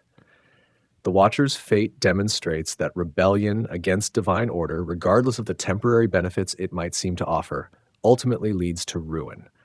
Their despair teaches that choices have consequences, that knowledge creates responsibility, and that beings who violate their nature and purpose will face judgment proportionate to their understanding and position. The fallen angel's lament echoes through the text as warning and example, a testimony to the futility of rebellion against the divine order that sustains all creation. The Watcher's confession, a lament of futility. Darkness surrounds them now. The Watchers, who once stood in light beyond human comprehension, find themselves bound in shadows that never lift. Chains forged from divine judgment hold them in places where time moves differently, where each moment stretches into an eternity of reflection. They who descended with such certainty now sit in the ruins of their choice. Enoch walks among them as a messenger. This righteous man, taken from his quiet life, now stands before beings who once commanded legions. He carries with him the words of the divine council. The verdict has been sealed. There will be no reprieve, no second chance, no mercy that undoes what has been done. The confession begins with Semyaza. Once a leader among the heavenly host, he now speaks from his prison. His words echo through the Book of Enoch, preserved so that generations might understand the weight of transgression. He speaks of regret that cuts deeper than any earthly sorrow. The oath on Mount Hermon seemed like liberation then. 200 voices swearing together, bound by mutual conviction. They believed their desire justified the breaking of cosmic law. Now Semyaza sees clearly. The human women they took as wives were not theirs to claim. The children born from those unions brought only devastation. The Nephilim devoured the earth's resources, then turned on humanity itself. Every cry of terror, every prayer for deliverance, every drop of innocent blood, all of it traces back to that mountain oath. The weight of it presses down on him in the darkness. Azazel's lament carries a different tone. Where Semyaza grieves the breaking of divine order, Azazel mourns the corruption he personally introduced. He taught men to forge weapons of war. He showed women the arts of enhancement and seduction. He revealed mysteries of sorcery and astrology that were never meant for mortal minds. Each teaching seemed like a gift at the time. Knowledge, after all, expands capability. Understanding brings power. But Azazel now sees what his gifts truly wrought. The swords he taught humans to make turned brother against brother. The cosmetics he revealed became tools of manipulation and vanity. The sorcery he shared opened doors to darker spiritual forces. Violence multiplied across the earth like a plague. Humanity, given knowledge without wisdom, destroyed itself with the very tools he provided. His bound form in the desert of Dudael becomes a monument to the danger of misplaced enlightenment. The other Watchers add their voices to this chorus of despair. Barakel, who taught astrology, watches as humans use the stars not for wonder, but for fortune-telling and false prophecy. Kokabeel, who revealed the secrets of constellations, sees celestial knowledge twisted into superstition. Tamiel, who taught forbidden astronomy, witnesses sacred patterns turned profane. Each Watcher contributed to humanity's fall in specific ways. Each now bears the burden of that contribution. Their pleas to Enoch reveal a fundamental misunderstanding. They beg him to intercede, to carry their petitions to the throne of judgment. They craft careful arguments. They were merely attracted to beauty. They only shared knowledge. Their intentions held no malice. Surely the severity of their punishment exceeds the crime. Enoch listens. Then he delivers the response from on high. Their arguments mean nothing. Beauty existed before their descent, yet they maintained boundaries. Knowledge belonged to the divine realm for reasons they understood perfectly. Their intentions matter less than their actions. They knew the law. They broke it anyway. They corrupted both flesh and spirit, violating the fundamental order of creation itself. The futility crashes over them like waves. There will be no appeal. No argument changes the verdict. The damage cannot be undone. The Nephilim have ravaged the earth. Humanity has learned violence and wickedness far beyond what natural progression would have taught. The very fabric of creation bears scars from their rebellion. More than simple punishment, their imprisonment serves a cosmic purpose. They must remain bound so the world can be cleansed. The flood will wash away the physical corruption, the giants, the polluted bloodlines, the structures built on forbidden knowledge. But the spiritual corruption requires a different solution. The Watchers themselves must be removed from influence, sealed away where their whispers cannot reach mortal ears. The Book of Enoch preserves their laments in detail. These are not mere poetic devices. They stand as warnings, testimonies from those who crossed the ultimate boundary. Their words carry the authority of experience. They lived in glory and chose degradation. They possessed wisdom and traded it for desire. They served in the divine presence and abandoned it for earthly pleasure. Their confession includes a terrible recognition. They will remain imprisoned until the final day of judgment. Generations of humanity will rise and fall. Empires will bloom and crumble. The earth will turn through countless seasons, and they will sit in darkness, aware of every passing moment, unable to act, unable to change, unable to escape the consequences of that single choice on Mount Hermon. Some among them try to blame each other. Semyaza claims he was pressured by the others. Lesser watchers say they merely followed their leader's example. But these attempts at deflection ring hollow in their prison. Each one swore the oath freely. Each one descended by choice. Each one took human wives knowing full well the prohibition. Collective guilt does not dilute individual responsibility. The spiritual beings who once moved between realms with ease now find themselves confined to a single point in creation. They who witnessed the formation of mountain, the birth of stars, now see nothing but shadows. Their vast knowledge becomes useless in chains. Their power turns inward, consuming itself with regret. Enoch records every word. His role as scribe ensures that this confession survives the flood, passes through generations, reaches distant times. The righteous man shows no satisfaction in their suffering. He simply observes and documents. The fate of the Watchers serves a purpose beyond their personal punishment. It establishes a precedent, a boundary marker in the spiritual realm. Angels who remain faithful see what rebellion costs. Humans who read the account understand that divine law holds consequences even for beings of immense power. The lament of the Watchers echoes through the darkness. It speaks of opportunities lost forever, of glory exchanged for shame, of an irreversible fall from grace. Their voices blend into a single testimony. Desire unchecked leads to destruction. Boundaries exist for profound reasons, and some choices carry eternal weight. In their suffering, they become teachers of the hardest lessons, not through their wisdom, but through their failure. The great flood, cleansing the earth. Water gathers in the heavens. Clouds thick and heavy darken the sky across the entire earth. For 120 years, warnings have echoed through the inhabited lands. Noah, a righteous man found pure in his generations, has built an ark according to precise divine instruction. His neighbors mocked him. His community dismissed his prophecies as madness. Who could imagine water covering the mountains? The Nephilim still roam the earth during these final years. These giants, offspring of the Watchers' union with human women, have grown in number and power. Their appetites know no bounds. They consume the resources meant to sustain all living things. When the flocks and herds run out, when the fields are stripped bare, they turn on humanity itself. Terror becomes the daily reality for ordinary people.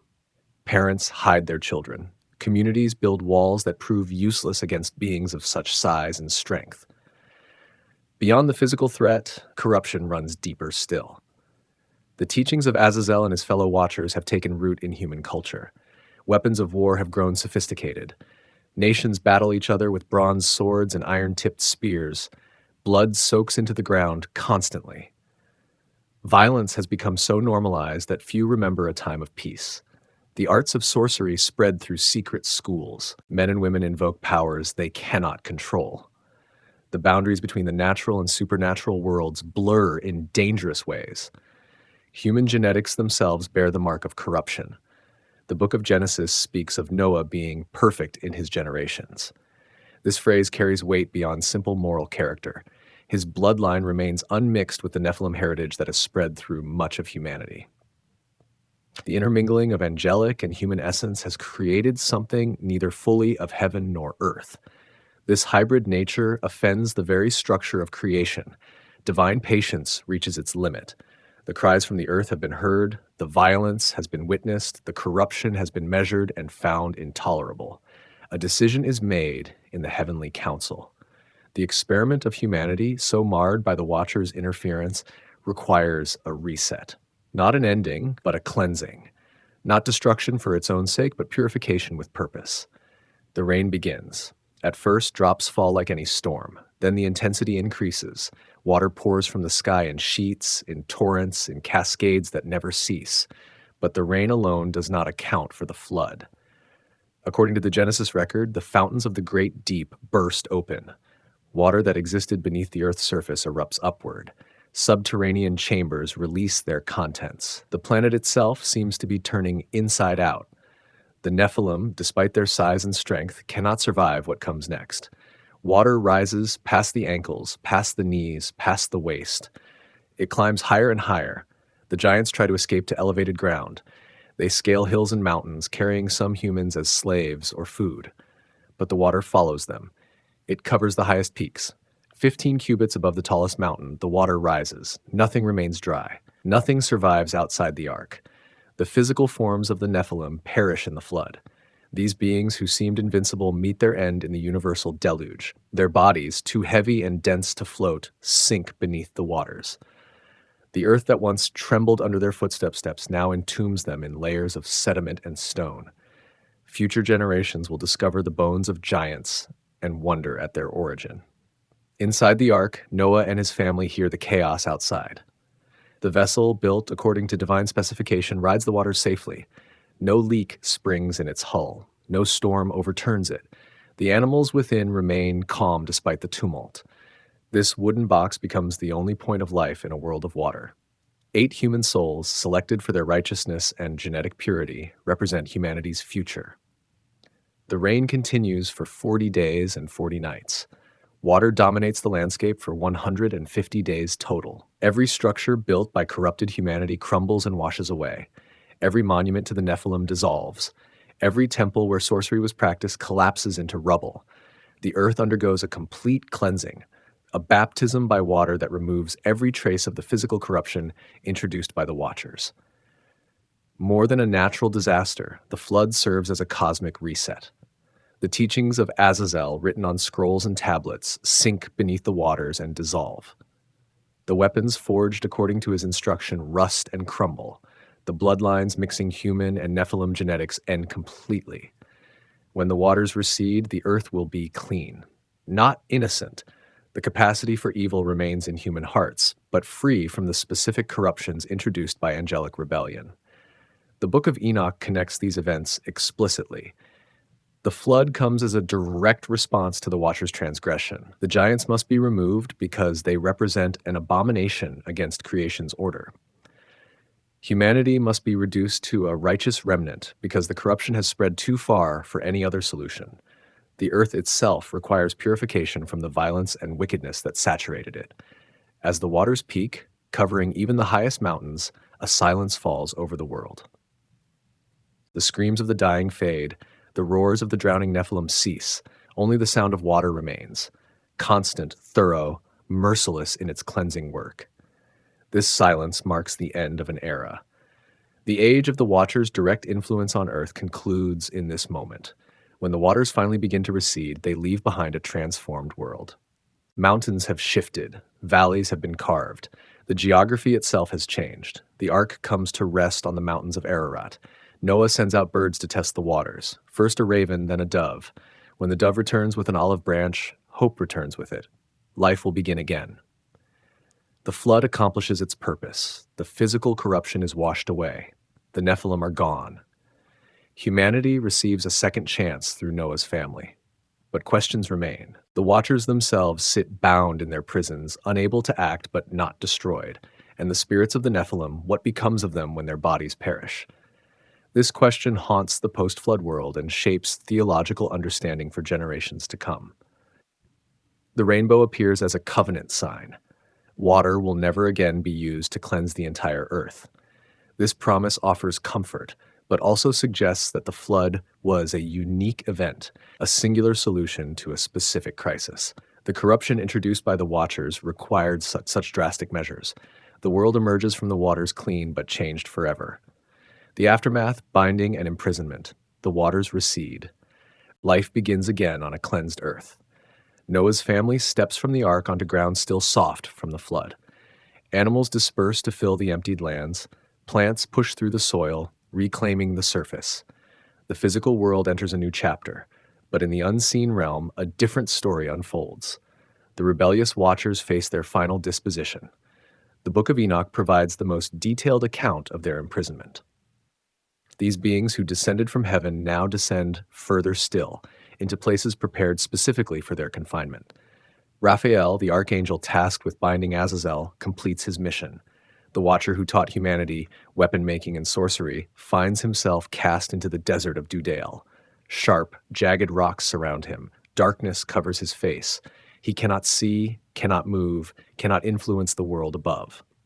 Azazel's punishment carries symbolic weight. He corrupted humanity through his teachings. Now he sits bound in a place associated with the scapegoat ritual that will later develop in Hebrew tradition. The sins he introduced to the world will, in future generations, be symbolically placed upon a goat and sent into the wilderness to Azazel. His name becomes synonymous with bearing away transgression. The other Watchers meet similar fates. According to the Enochian texts, they are gathered and bound together. Michael, the chief archangel and warrior of heaven, oversees their imprisonment. They are cast into valleys of darkness, into regions where no light penetrates. Some traditions place this prison in the second heaven, a realm between the earthly sphere and the highest heaven where God dwells. Others describe subterranean chambers, deep within the earth itself, where spiritual beings can be confined. The chains that bind them are not made of metal. Physical restraints cannot hold spiritual entities. Instead, these bonds are forged from divine decree itself. The word of judgment becomes their prison. They remain conscious, aware, able to perceive the passage of time, but completely unable to act. Their power, once used to cross between realms and interact with creation, turns inward against itself. 2 Peter chapter 2 references these imprisoned angels. The text speaks of God casting angels who sinned into Tartarus, a Greek term for the deepest abyss, holding them in chains of darkness until judgment. This New Testament passage, written centuries after Enoch, confirms the tradition of angelic imprisonment. The Watchers do not cease to exist. They do not receive immediate final judgment. Instead, they wait in bondage for a future day of reckoning. Jude, another New Testament writer, makes the connection even more explicit. He describes angels who did not keep their proper domain but left their own abode. These beings now await the judgment of the great day, bound in everlasting chains under darkness. The language echoes Enochian tradition almost exactly. Early Christian communities clearly understood this story and treated it as established truth. The location of this prison matters less than its nature. Some ancient texts call it Sheol, though this usually refers to the realm of human dead. Others name it the abyss, a bottomless pit beyond normal creation. The book of Revelation later describes a place where Satan himself will be bound for 1,000 years, possibly the same region where the Watchers already sit confined. Geography in the spiritual realm follows different rules than earthly maps. Time passes differently in their prison. A day might feel like 1,000 years. 1,000 years might compress into a moment of awareness. The Watchers exist in a state of suspended animation, neither fully experiencing time nor escaping it. They remain aware of what they've done. They remember their glory. They comprehend their fall. This consciousness, trapped without outlet, becomes its own form of torment. The purpose of their imprisonment serves multiple ends. First, it removes them from any further influence over humanity. Bound in darkness, they cannot teach, cannot tempt, cannot interact with the physical world. The corruption they introduced has been washed away by the flood. Now they themselves must be sealed away to prevent its return. Second, their fate serves as a warning to other angelic beings. The heavenly host witnesses what rebellion costs. Angels who might have contemplated similar choices see the consequences in stark terms. Desire, unchecked by obedience, leads to eternal bondage. The glory of serving in divine presence far exceeds any temporary pleasure found in transgression. Third, their imprisonment awaits a future resolution. They are not bound forever in the sense of having already received final judgment. Rather, they are held in custody until the appointed time. The Book of Enoch speaks of 70 generations passing before the final reckoning. Revelation describes a great white throne judgment where all beings will be evaluated. The watchers remain in their prison until that day. Their binding does not mean they are forgotten. Early Christian theologians debated their fate extensively. Some argued they would eventually be released for a final battle. Others believed their imprisonment would simply transition to the lake of fire described in apocalyptic literature. Still others suggested they might receive mercy at the end of all things. But the texts themselves remain clear on one point. They are bound now, awaiting judgment later. The contrast between their original glory and current state could not be sharper. They once stood in the presence of the divine. They witnessed creation's foundations being laid. They sang at the birth of stars. They moved through realms with ease and purpose. Now they sit in darkness, powerless, separated from everything they once knew. The height of their fall measures the depth of their transgression. Yet even in imprisonment, they are not destroyed. Spiritual beings do not die as humans do. They continue to exist, albeit in dramatically reduced circumstances. This persistence raises theological questions that echo through centuries. Why not simply unmake them? Why allow them to continue existing at all? The answers remain complex, tied to concepts of justice, free will, and the nature of created beings. The earth above their prison renews itself. Generations of humans live and pass away. Civilizations rise and fall. The knowledge of the Watcher's story fades from common memory, preserved only in specific texts and traditions. But beneath it all, in spiritual places beyond normal perception, they remain, waiting, bound, unable to escape or change their fate. Their imprisonment stands as one of history's most severe judgments, a warning carved into the structure of reality itself. The fate of the Nephilim, the theory of evil spirits.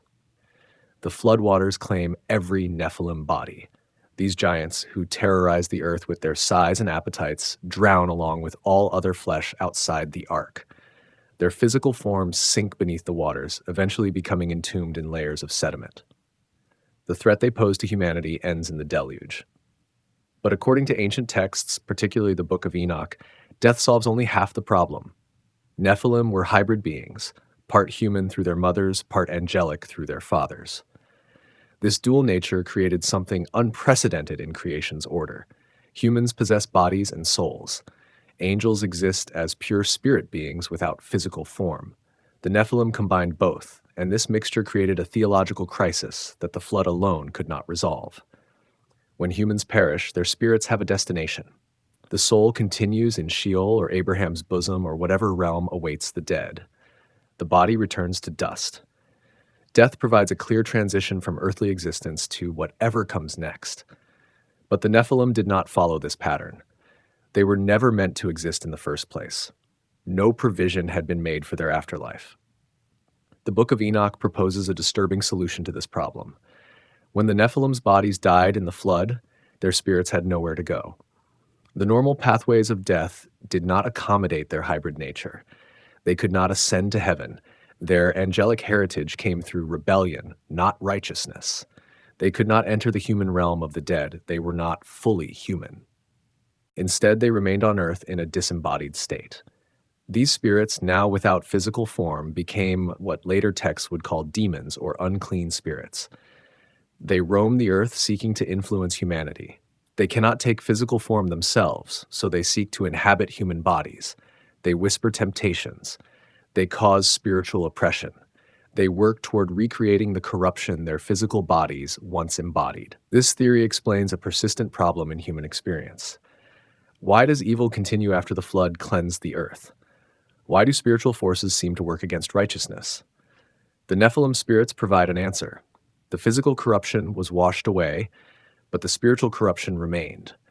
These disembodied entities continue the work their fathers began, perpetuating wickedness through invisible means. The New Testament appears to confirm this understanding. When confronting demons, the dialogue reveals something significant. In the Gospel accounts, unclean spirits recognize divine authority immediately. They know who they face. They understand judgment awaits them. Their reactions suggest they are not simply fallen angels. Those remain imprisoned, according to Enoch and Peter. Instead, these are different entities, specifically tied to earth and humanity. One encounter proves particularly revealing. A legion of demons inhabiting a man begs not to be sent into the abyss. They ask instead to enter a herd of pigs. This detail matters. If these were fallen angels, they would already be bound in the abyss, according to Enochian tradition. But these spirits operate on earth, desperate to avoid being cast out of it. Their behavior matches exactly what we would expect from Nephilim spirits. Tied to the earthly realm, seeking any physical form to inhabit, terrified of being sent to the place of punishment. The Book of Jubilees, another ancient text from the Second Temple period, elaborates on this theology. It describes how the Nephilim spirits began to lead humanity astray immediately after the flood. They corrupted Noah's descendants, teaching them the same forbidden knowledge their fathers possessed. They inspired idolatry, sorcery, and violence. They worked to undermine the fresh start the flood was meant to provide. According to Jubilees, Noah himself prayed about this problem. He recognized that evil spirits were attacking his family. He asked that they be bound and prevented from harming his descendants. The response was partial. Most of the Nephilim spirits were bound, but 1/10 were allowed to remain free under the authority of Mastema, a figure similar to Satan in this text. This remaining 10th would continue to tempt and test humanity through all generations. This theology solved several problems for ancient Jewish thinkers. It explained why the Watchers were imprisoned, but evil continued. It accounted for the persistent experience of spiritual warfare. It provided context for demon possession and spiritual oppression. It maintained the distinction between fallen angels, bound, and active evil spirits, free to roam. Early Christian theologians inherited this framework. When Christ cast out demons, they understood these as Nephilim spirits. When Paul writes about spiritual warfare against principalities and powers, they saw the ongoing influence of these disembodied entities. When believers experienced temptation and oppression, they recognized the continuation of the Watchers' corruption through these spiritual offspring. The theory also explains why demons seek to possess humans specifically. They once had physical bodies. They experienced the world through flesh and blood. Stripped of that ability, they desperately seek to reclaim it through inhabitation. They prefer human hosts because of their maternal heritage. They can interact with the physical world only through borrowed bodies. Some ancient texts describe a hierarchy among these spirits. Those descended from the most powerful Nephilim became more influential demons. Lesser spirits came from lesser giants. They organized themselves, creating systems of spiritual wickedness that mirrored earthly power structures. This invisible kingdom works constantly against divine purposes. The implications stretch through all of subsequent history. Every act of possession, every spiritual battle, every temptation toward forbidden knowledge connects back to Mount Hermon. The oath sworn by the Watchers continues to bear fruit through their grandchildren, the disembodied spirits of the Nephilim. The corruption introduced before the flood was not entirely washed away. It transformed into something more insidious, harder to combat, and impossible to escape through physical means alone. This understanding shapes approaches to spiritual warfare even today. If demons are Nephilim spirits, then they carry the same rebellious nature as their fathers. They possess knowledge beyond human understanding. They remember the time before the flood. They understand angelic operations. They work with purpose and intelligence to corrupt humanity, just as their fathers did. The flood solved the physical crisis. The earth was cleansed of giant bodies and mixed bloodlines. But the spiritual crisis continues. The Nephilim, though dead, remain active through their disembodied spirits. Their influence pervades human history, an invisible plague more dangerous than their physical presence ever was. They cannot be drowned. They cannot be imprisoned like their fathers. They can only be resisted, rebuked, and ultimately defeated by greater spiritual authority. The legacy of Azazel, the scapegoat ritual. Centuries pass after the flood. Abraham's descendants multiply in the land of promise. They endure slavery in the ancient lands of the East, then gain freedom through divine intervention. In the wilderness, they receive the law, detailed instructions for worship, community, and righteousness. Among these instructions, one ritual stands out for its direct connection to the Watcher's story. The Day of Atonement, called Yom Kippur in Hebrew, becomes the most sacred day in the ritual calendar. On this day, the high priest performs ceremonies to cleanse the people of their accumulated sins. Blood is shed, incense is burned, prayers are offered.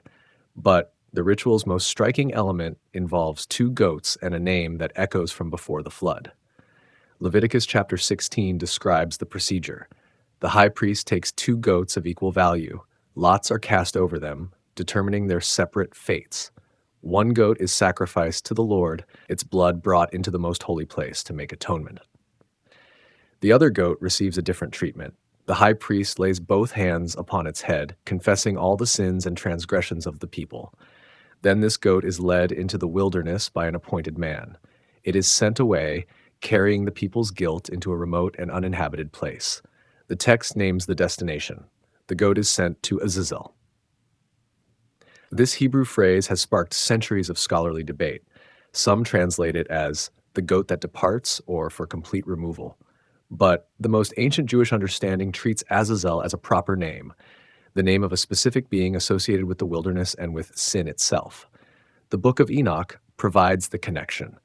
Azazel was one of the chief watchers, perhaps second only to Semyaza in influence. He taught humanity the crafting of weapons and ornaments. He revealed the secrets of cosmetics and metallurgy. He introduced sorcery and the cutting of roots. His teachings corrupted human culture, leading directly to the violence that necessitated the flood. After the deluge, Raphael the archangel bound Azazel in the desert of Dudael. Sharp rocks surrounded him. Darkness covered him. He remained there, imprisoned, bearing the weight of the corruption he introduced. The scapegoat ritual, instituted through Moses, literally sends the people's sins to where Azazel sits bound. The sins he taught humans to commit are symbolically returned to him. This creates a profound theological statement. Sin does not originate with humanity. The impulse toward rebellion exists, certainly, but specific corruptions trace back to specific sources. Azazel introduced certain evils into human culture. The Day of Atonement acknowledges this reality.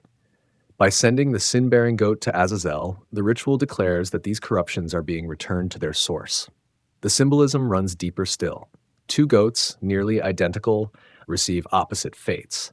One is slain, its blood making atonement. The other lives, but is exiled, carrying away impurity. This dual approach addresses two aspects of sin, its penalty and its presence. Blood deals with the penalty, satisfying justice. The scapegoat removes the presence, carrying defilement away from the community. Azazel's role in this ritual marks him uniquely among the fallen watchers. The others are imprisoned without ongoing ritual acknowledgement. But Azazel's name is spoken annually by the high priest. His connection to sin is memorialized in the most sacred ceremony. He becomes, in a sense, the patron demon of human corruption, not because he rules over it, but because he introduced it. Later Jewish writings expand on this tradition. The Book of Jubilees describes how demons, Nephilim spirits, continued to corrupt humanity after the flood under the leadership of Mastema. But Mastema's authority traces back through the Watchers to their original rebellion. Azazel's imprisonment serves as a reminder that these corrupting forces have been identified and judged, even if their influence persists. The scapegoat itself becomes a powerful image in religious thought. It bears sin it did not commit. It is sent away from the community, though it is innocent. It carries the weight of collective guilt into the wilderness. These themes resonate through later theological development, finding their fullest expression in Christian understanding of substitutionary atonement. The ritual also establishes a pattern for dealing with spiritual corruption. Physical sacrifice addresses the penalty of sin. Symbolic exile removes its presence. Both are necessary. Both work together. The blood cleanses. The scapegoat carries away. Humanity cannot simply be forgiven. The corruption must be removed from the camp entirely. Some ancient sources describe what happened to the scapegoat after it was led into the wilderness. Traditions vary, but many suggest it was led to a cliff and pushed over, ensuring it could never return. Whether or not this was actual practice, the symbolism is clear. The sins carried into the wilderness must not come back. They are expelled permanently, removed from the community as thoroughly as possible. Azazel bound in Dudael receives these sins annually in ritual form. Year after year, the high priest confesses the people's transgressions over a goat sent to his name. He experiences a yearly reminder of his transgression. He corrupted humanity, and now humanity's corruption is returned to him symbolically. His punishment includes bearing witness to the ongoing effects of his rebellion. The Day of Atonement, more than any other ceremony, acknowledges the reality of spiritual corruption from external sources. Other sacrifices address human failings. The scapegoat ritual explicitly deals with the type of corruption introduced by the Watchers. It recognizes that some evil came from outside humanity and must be dealt with differently. This understanding shapes how later generations approach spiritual warfare. Evil is not merely internal. Corruption has external sources that must be addressed. Forgiveness alone is insufficient if the corrupting influence remains active. Removal, binding, and exile become necessary components of dealing with spiritual evil. The legacy of Azazel thus lives on in one of humanity's most sacred rituals. His name is spoken in the holiest context, not as honor, but as identification. He is named so his corruption can be addressed. He is remembered so his influence can be opposed. The scapegoat carries human sin into the wilderness, to the place where this particular strain of corruption originated. Justice is served, order is maintained, the community is cleansed through a ritual that acknowledges both human responsibility and external corruption. Echoes in Canaan. The Rephaim and Anakim generations pass after the flood. Noah's descendants spread across the earth, forming nations and cultures. Abraham receives a promise. His offspring will inherit a specific land, a territory flowing with abundance and blessing. But this land is not empty. When the time comes for inheritance, the descendants of Abraham discover something troubling.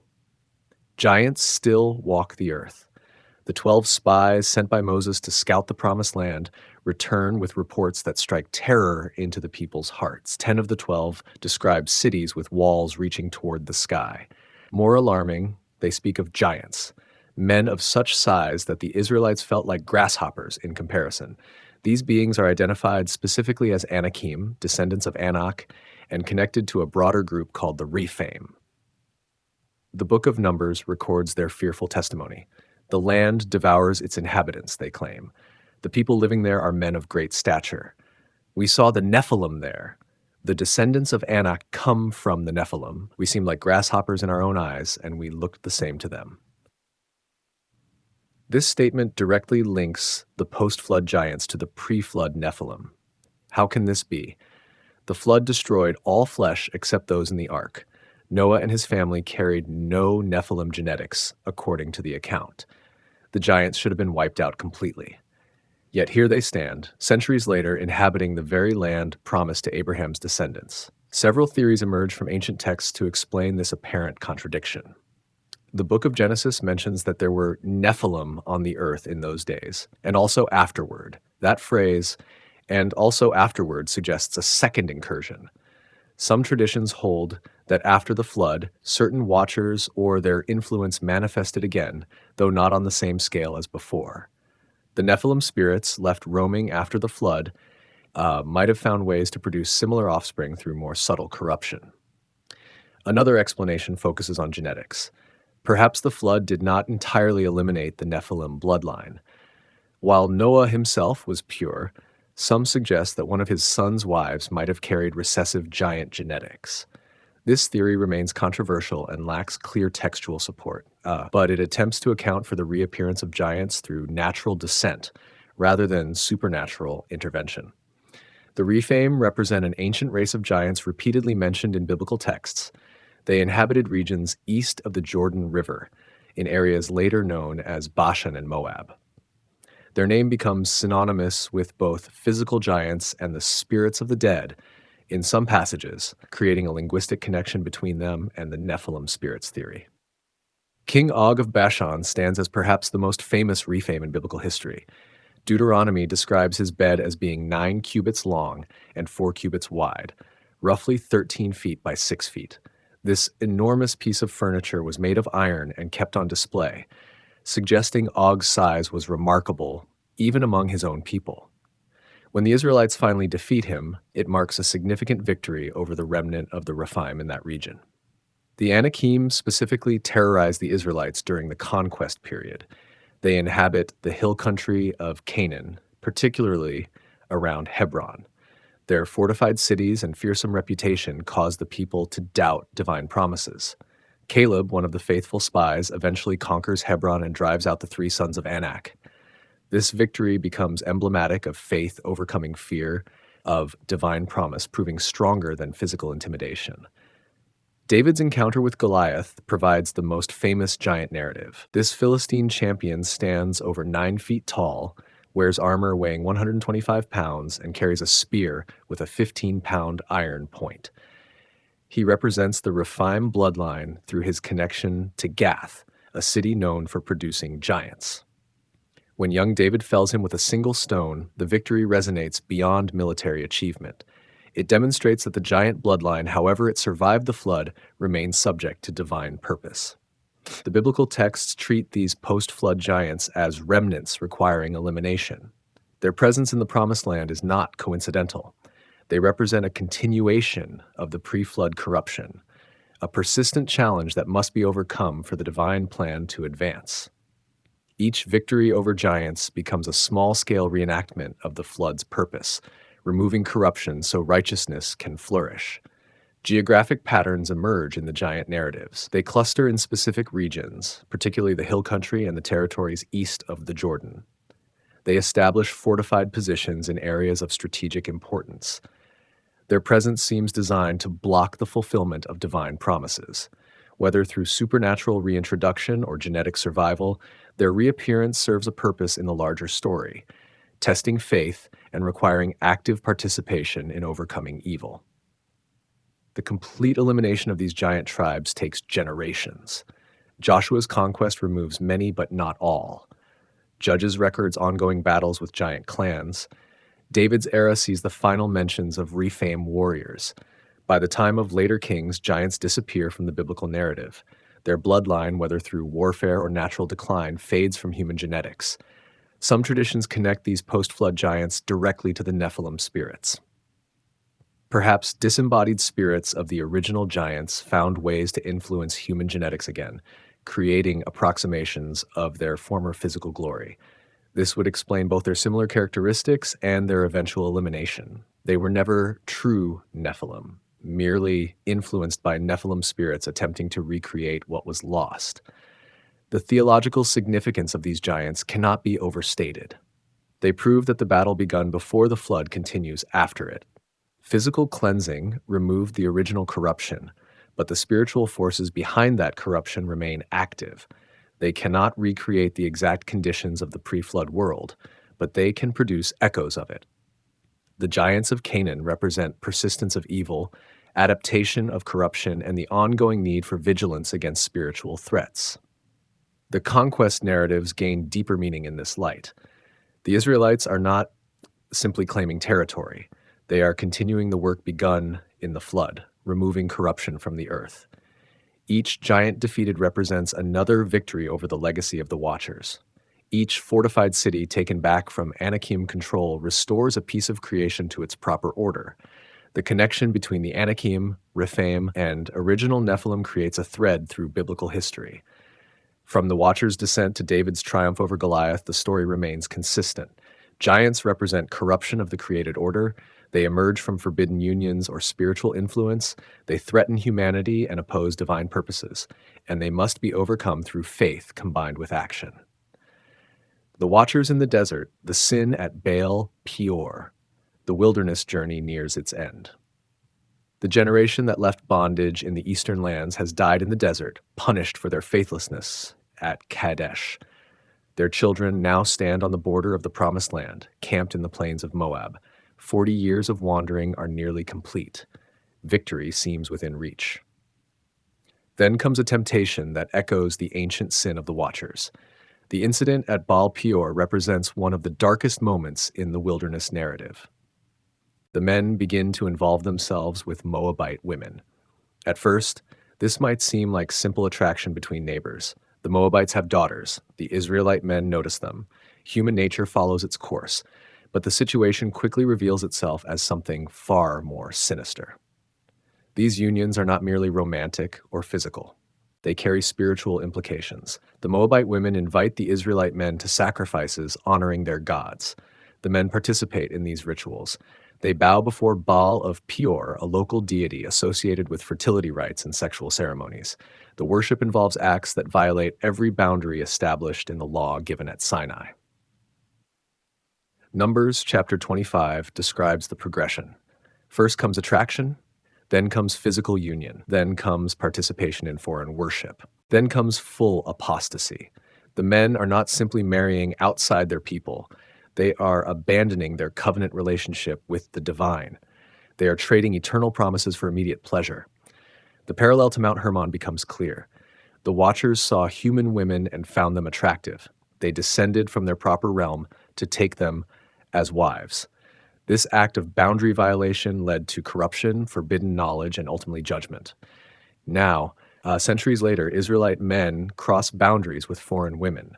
Physical attraction leads to spiritual compromise. Union with those outside the covenant produces corruption within the community. Some ancient interpreters read this incident as more than human failing. They see evidence of spiritual entities at work behind the scenes.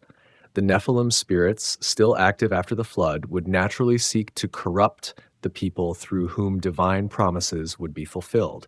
If they could infiltrate the covenant community through sexual union with foreigners, they could reproduce their original corruption in a new form.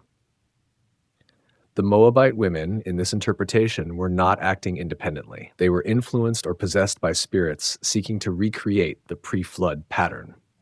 The fertility cult of Baal Peor provided a perfect vehicle. Sexual acts performed as worship created a spiritual opening. Boundaries dissolved in ritual ecstasy. The Israelite men, drawn by physical desire, walked into a trap that threatened the entire nation's genetic and spiritual purity. The response proved swift and severe. A plague breaks out among the people. 24,000 perish before it ends. Phinehas, grandson of Aaron, takes decisive action when he sees an Israelite man brazenly bringing a Midianite woman into the camp. He follows them into their tent and executes them both. This act of zealous judgment stops the plague and is counted to Phinehas as righteousness.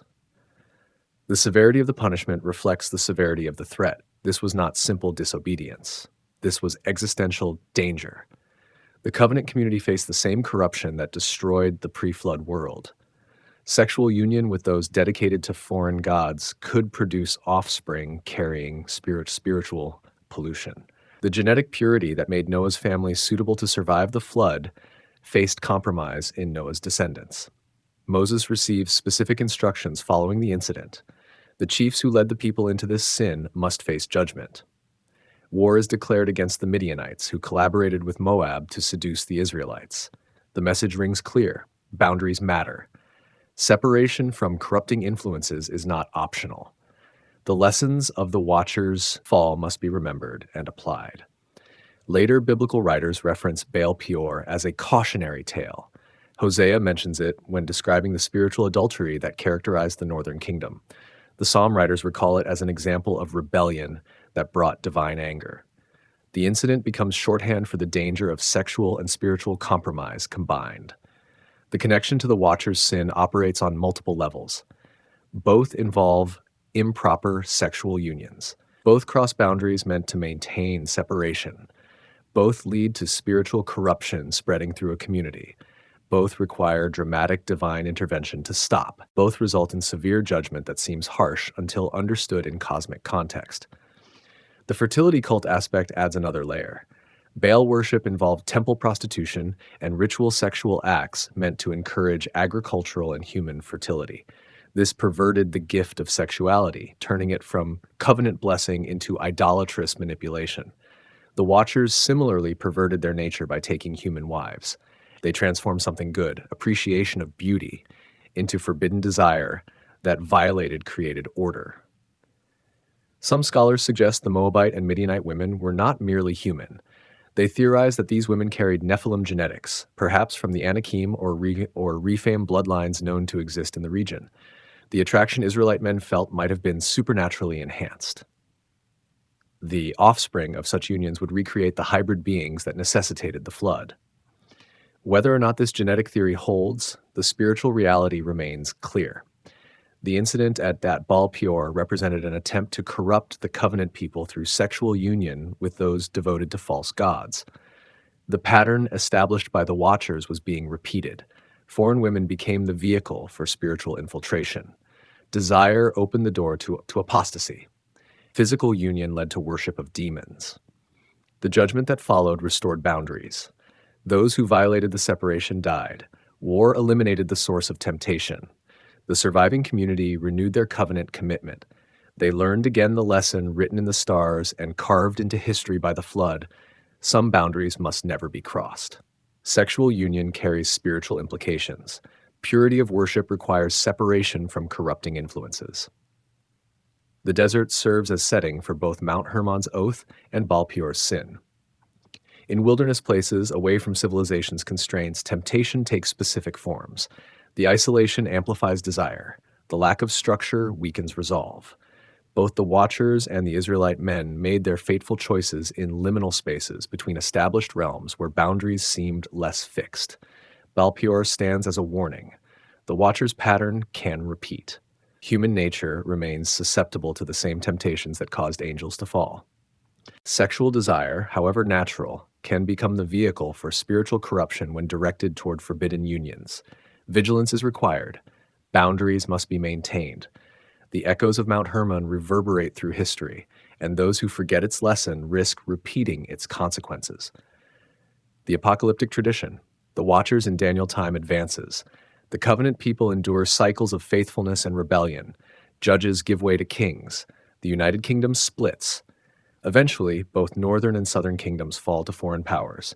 The people find themselves in exile, far from the promised land, subjects of empires that worship strange gods. In this context of displacement and yearning, a new form of literature emerges, apocalyptic revelation. Daniel, a righteous man serving in the Babylonian court, receives visions that pull back the veil on spiritual realities. These revelations use symbolic language, vivid imagery, and cosmic scope to reveal truths about divine purposes and spiritual warfare. Among the beings appearing in his visions, a familiar term resurfaces, Watchers. But here, the word carries a transformed meaning. In Daniel's 4th chapter, the Babylonian king Nebuchadnezzar describes a dream. He sees an enormous tree reaching toward heaven, visible to the ends of the earth. Then a holy one, a watcher, descends from heaven with a proclamation. The tree will be cut down. The king will be driven from human society to live with wild animals until he acknowledges that the Most High rules over human kingdoms. The watcher's decree is carried out exactly as proclaimed. This watcher operates as an agent of divine judgment, not rebellion. The term has been reclaimed, transformed from its association with the fallen angels of Enoch, to describe a class of holy angels who watch over human affairs and execute divine decrees. They remain vigilant, observing the actions of earthly rulers, ready to implement heavenly decisions. The transformation of the term reflects theological development. The early tradition remembered the Watchers as the 200 who descended to Mount Hermon.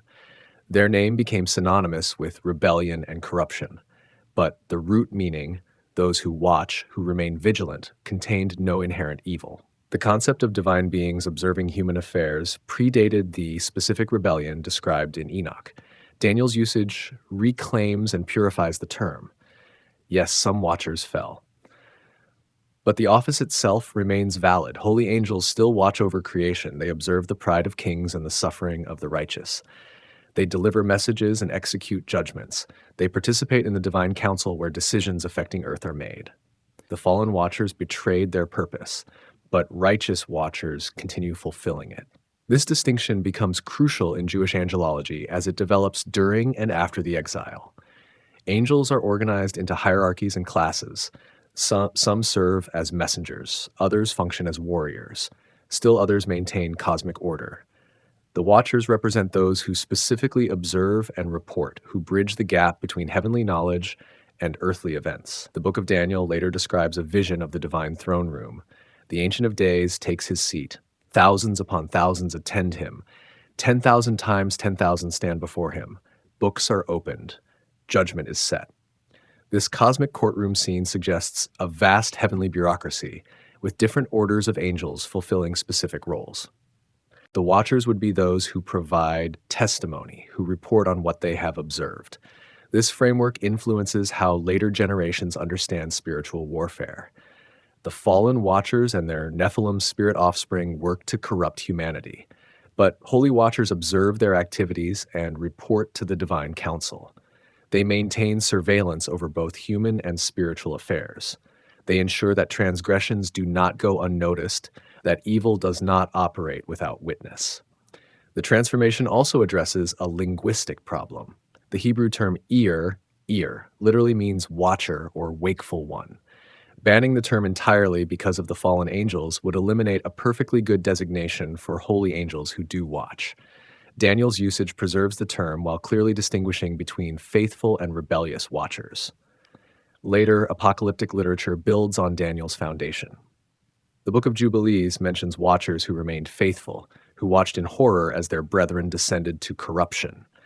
These holy watchers reported the rebellion to the Most High. They participated in the judgment that followed. They helped bind the fallen ones. Their watchfulness served righteousness rather than desire. The New Testament reflects this developed understanding. References to angels observing human affairs appear throughout. Paul writes that apostles have become a spectacle to angels. Peter mentions that angels long to look into the mysteries of salvation. The writer of Hebrews suggests we are surrounded by a cloud of witnesses. These passages assume angelic beings actively watching human events. The contrast between holy and fallen watchers becomes a model for understanding all spiritual conflict. Both sides possess similar capabilities. Both can observe. Both can interact with creation to some degree. But their purposes diverge completely. Holy watchers serve divine purposes. Fallen watchers pursue their own desires. Holy watchers maintain boundaries. Fallen watchers violate them. Daniel's visions also introduce the concept of territorial angels, spiritual beings assigned to specific nations and regions. The Prince of Persia and the Prince of Greece appear as entities who resist or support divine purposes. These may represent another class of watchers, those whose vigilance extends over geopolitical affairs. When they remain faithful, they cooperate with heaven's plans. When they rebel, they become obstacles requiring archangelic intervention. The Book of Enoch, while maintaining its account of the fallen watchers, also acknowledges holy ones who did not descend. These faithful watchers continue their appointed rounds. They observe the imprisoned rebels. They witness the ongoing effects of that ancient rebellion. They stand as evidence that angelic free will can choose obedience as surely as it can choose rebellion. This theological development serves practical purposes. Communities in exile need to know that heaven still watches.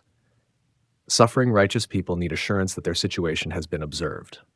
Those facing oppression from powerful earthly rulers need to believe that spiritual authorities mark these injustices. The Holy Watchers provide this assurance. The term thus carries dual meaning in Jewish and Christian tradition. In historical accounts of the rebellion, Watchers refers to the fallen angels and their leader. In apocalyptic and devotional contexts, Watchers describes holy angels fulfilling their proper function. Context determines meaning. Both usages remain valid within their respective frameworks. Daniel's apocalyptic visions demonstrate that not all who watch have fallen. Vigilance itself is not corrupted, only certain vigilant ones. The office remains holy even when specific office holders betray their trust. This principle applies beyond angelology to all positions of responsibility and trust. Betrayal by some does not invalidate the legitimate authority of others. The reclaimed term watcher thus becomes a reminder. Those who observe bear responsibility for what they do with that observation. The fallen watchers saw human women and acted on forbidden desire. Holy watchers see human suffering and report to the divine throne. Both watch, both see, but their responses diverge completely, and in that divergence lies the difference between glory and shame, service and rebellion, eternal honor and eternal imprisonment. New Testament shadows. The sons of God and the desert. The ancient stories find new relevance as the promised Messiah walks the earth. The man from Nazareth moves through the territories once inhabited by giants. He preaches in regions where the Watcher's influence left lasting marks. And in his confrontations with spiritual forces, echoes of that primordial rebellion resurface. The desert becomes a significant setting. After his baptism, the Spirit drives him into the wilderness, the same wilderness where Azazel sits bound, where the scapegoat was sent, where temptation takes its most concentrated form. For 40 days, he faces testing. The adversary himself appears, offering kingdoms, challenging identity, twisting scripture. This confrontation in the desert connects directly to the spiritual geography established by the Watcher's judgment. Then comes the ministry among people. Town after town, he encounters individuals possessed by unclean spirits. These entities recognize him immediately. They know who he is. They understand his authority. Their reactions reveal crucial information about their nature and origin. They are not merely fallen angels. Those remain imprisoned according to Enochian tradition. These are different beings tied specifically to earth and humanity. In one encounter, a spirit identifies itself as legion, indicating multiplicity. These demons beg not to be sent into the abyss. They request permission to enter a herd of pigs instead. This detail matters significantly. If these were fallen angels, they would already be in the abyss according to established tradition. Their fear of being sent there suggests they currently operate with some degree of freedom on earth. This matches precisely the Nephilim spirit theory, disembodied offspring of the Watchers, roaming earth, seeking bodies to inhabit. The Gospel writers consistently describe these spirits as unclean. This specific designation connects to purity laws and spiritual defilement. The Nephilim were products of forbidden union, hybrid beings that violated creation's categories. Their spirits would naturally be considered unclean, fitting neither human nor angelic categories, polluted by their very origin. When confronted, these spirits often speak of torment and judgment. They recognize that a day of reckoning approaches. They understand. They operate on borrowed time. Their existence on earth is temporary permission, not permanent right. This theology aligns with the Jubilees tradition. Most Nephilim spirits were bound after the flood, but some remained free to test and tempt humanity until final judgment. The Apostle Paul develops a framework for understanding spiritual warfare that assumes multiple levels of evil entities. He writes of principalities and powers, rulers of darkness, spiritual forces of wickedness in heavenly places. This hierarchy suggests different classes of spiritual beings opposed to divine purposes. At the lowest level, unclean spirits afflict individuals. Higher up, territorial powers influence regions and nations. All trace their rebellion back to that first descent. Peter's first epistle contains a puzzling passage that early Christian communities understood as referencing the Watchers. He describes how the Messiah, after his death, went and preached to the spirits in prison, those who were disobedient long ago when divine patience waited in the days of Noah.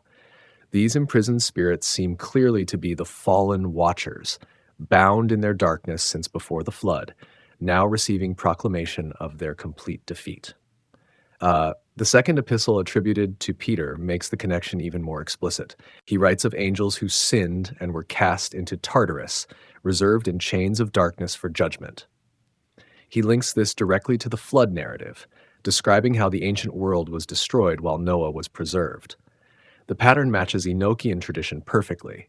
Angels sinned through forbidden union, brought corruption, were imprisoned, and await final judgment. Jude, in his brief letter, references the account directly. He mentions angels who did not keep their proper dwelling place but abandoned their own habitation. These now await the judgment of the great day, bound in everlasting chains under darkness. He connects this to Sodom and Gomorrah, noting that these cities similarly gave themselves over to sexual immorality and pursued strange flesh. The parallel is deliberate. Both the angels and Sodom's inhabitants violated natural boundaries in their pursuit of forbidden sexual union. These New Testament references assume their audience knows the fuller story. The writers do not explain the details because early Christian communities were familiar with Enochian tradition. They read the Book of Enoch. They understood the Watcher's narrative. They recognized the ongoing effects of that ancient rebellion in the spiritual warfare they experienced daily. The ministry of liberation from demonic possession takes on deeper meaning in this context. Each spirit cast out represents a small victory over the legacy of the Watchers. Each person freed from oppression pushes back against the corruption introduced before the flood. The kingdom breaking into history directly challenges the unauthorized spiritual kingdom established by the Nephilim spirits. Paul's instructions about spiritual armor make sense within this framework. Believers wrestle not against flesh and blood, but against spiritual entities with intelligence, organization, and malicious intent. These are not abstract forces, but actual beings, the disembodied spirits of hybrid giants, still seeking to corrupt and destroy humanity as their physical forms once did. The desert continues to serve as a location of spiritual significance throughout these accounts. Unclean spirits, when cast out, wander through waterless places seeking rest. They find none and attempt to return to their previous habitation. This detail reinforces their earthbound nature. They are not free to roam all realms like holy angels. They remain tied to the physical world, desperate for embodiment, wandering the same wildernesses where their fathers once walked as giants. The theological framework that emerges treats the Watcher's rebellion as the foundational spiritual catastrophe. Human sin stems from human will, certainly, but it operates within a context shaped by that prior angelic rebellion. The corruption introduced by the Watchers and perpetuated by Nephilim spirits creates an environment where human wickedness finds supernatural reinforcement. Victory over these forces comes through spiritual authority rooted in divine power. The Messiah demonstrates this authority in his earthly ministry. His followers receive delegated authority to continue the work. Each demon cast out, each person delivered, each spiritual stronghold broken represents ongoing application of the victory won over the Watcher's legacy. The New Testament thus confirms and builds upon ancient tradition rather than replacing it. The Watchers remain imprisoned. Their spiritual offspring continue to plague humanity. But now a greater power has entered history, one capable of addressing not just symptoms but root causes. The desert, once the place of Azazel's binding, this becomes the place where temptation is finally resisted perfectly. The spirits who thought themselves secure in their operations find themselves suddenly powerless before commanding authority. An enduring mythos, from ancient text to modern thought. The story that began on Mount Hermon refuses to fade. Millennia after the flood, centuries after the conquest, generations beyond the first century, the account of the Watchers continues to captivate human imagination. What started as oral tradition, crystallized into Enochian literature and echoed through biblical texts, now shapes Western culture in ways both obvious and subtle. Early church fathers grappled extensively with the Watchers' narrative. Justin Martyr, writing in the 2nd century, treated the story as literal history. He believed angels truly descended, took human wives, and produced giant offspring.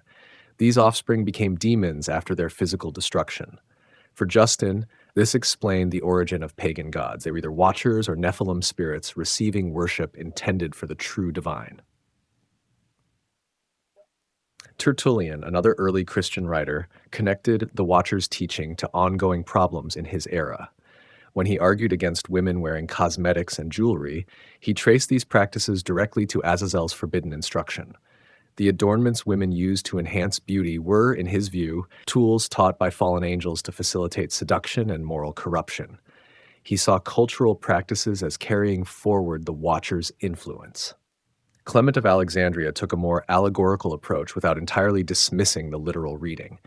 He saw the Watchers as representing improper descent of spiritual minds into material concerns. The taking of wives symbolized the soul's entanglement with physical pleasures. Yet even in his symbolic reading, Clement acknowledged that something historically significant occurred that the story preserved. As Christianity became the dominant religion of the empire, the Watchers narrative began to face official skepticism. Church councils debated which texts held scriptural authority. The Book of Enoch, while widely read and quoted by early believers, did not make the final canonical cut in most Christian traditions. Only the Ethiopian Orthodox Church preserved it as scripture. Elsewhere, it shifted from holy text to interesting but non-authoritative literature. This canonical exclusion did not end the story's influence. Medieval theologians continued referencing it when discussing the origin of demons. They developed elaborate systems of demonology that assumed Nephilim spirits formed the lower ranks of hell's hierarchy. Grimoires and magical texts claim to record the names of specific fallen watchers and methods for summoning or binding them. The Renaissance brought renewed interest in ancient texts and esoteric knowledge. Scholars recovered Greek and Latin manuscripts. They translated Hebrew and Aramaic documents. Enoch emerged from obscurity. Intellectuals fascinated by Hermeticism and mysticism saw in the Watchers' teaching a model for forbidden knowledge that could grant power. The angels who revealed celestial secrets became, for some, aspirational figures rather than cautionary tales. John Milton's Paradise Lost touched on the Watchers tradition, though he focused primarily on Satan's rebellion. Still, his poetic treatment of angelic fall influenced how subsequent generations imagined these events. The idea of angels choosing to abandon heaven for earthly desires found beautiful and tragic expression in his verse. The Enlightenment's emphasis on reason temporarily reduced interest in angelic mythology. But Romanticism brought it roaring back. Poets and writers saw in the Watchers' fall a reflection of human yearning for forbidden experience. The angel who loved too deeply, who chose earth over heaven, became a figure of sympathy rather than judgment. The rebellion transformed from cosmic crime to noble sacrifice. Modern archaeology has contributed unexpected elements to the discussion. The discovery of ancient sites, particularly in regions mentioned in Enochian geography, sparked speculation. Mount Hermon itself became a pilgrimage destination for some. Ruins of megalithic structures in various locations were attributed to Nephilim construction. While mainstream archaeology offers more prosaic explanations, alternative theories connecting ancient mysteries to the Watchers gained popular followings. The 20th century saw the Watchers enter popular culture through literature and film. Science fiction writers reinterpreted the story as ancient astronaut visitation. The sons of God became extraterrestrial beings. The Nephilim were explained as hybrid offspring of human-alien genetic experimentation. These retellings stripped away supernatural elements while preserving the narrative structure. Powerful beings descend, interact with humans, produce extraordinary offspring, face judgment. Fantasy literature embraced the concept of fallen angels and their lingering influence. Countless novels feature demons or dark entities with origins tracing back to primordial rebellion. Video games cast players as warriors fighting against forces that echo Nephilim spirits. The basic pattern, ancient corruption persists, requires ongoing resistance, proves endlessly adaptable to new media. Conspiracy theories have woven the Watchers into grand narratives about hidden history and secret knowledge. Some claim that bloodlines descended from Nephilim still exist, controlling world events from behind the scenes. Others suggest that forbidden knowledge taught by the Watchers has been preserved by secret societies and passed down through initiatic traditions. These theories, while lacking historical evidence, demonstrate the story's continuing power to shape how people understand hidden realities. New Age spirituality has sometimes inverted the traditional moral framework. Rather than viewing the Watchers as rebellious, some reinterpret them as liberators who gave humanity knowledge that a tyrannical deity wanted to withhold. Azazel becomes Prometheus, bringing enlightenment rather than corruption. This reading transforms the story from a warning about transgression into a celebration of knowledge-seeking and boundary crossing. Academic study of the Watchers tradition has intensified in recent decades. Scholars examine the historical development of the texts, their relationship to other ancient Near Eastern mythology, and their influence on later religious thought. The Dead Sea Scrolls provided additional Enochian manuscripts confirming the story's importance in Second Temple Judaism. Comparative mythology reveals similar narratives in other cultures. divine beings descending, mixing with humans, producing heroes or monsters.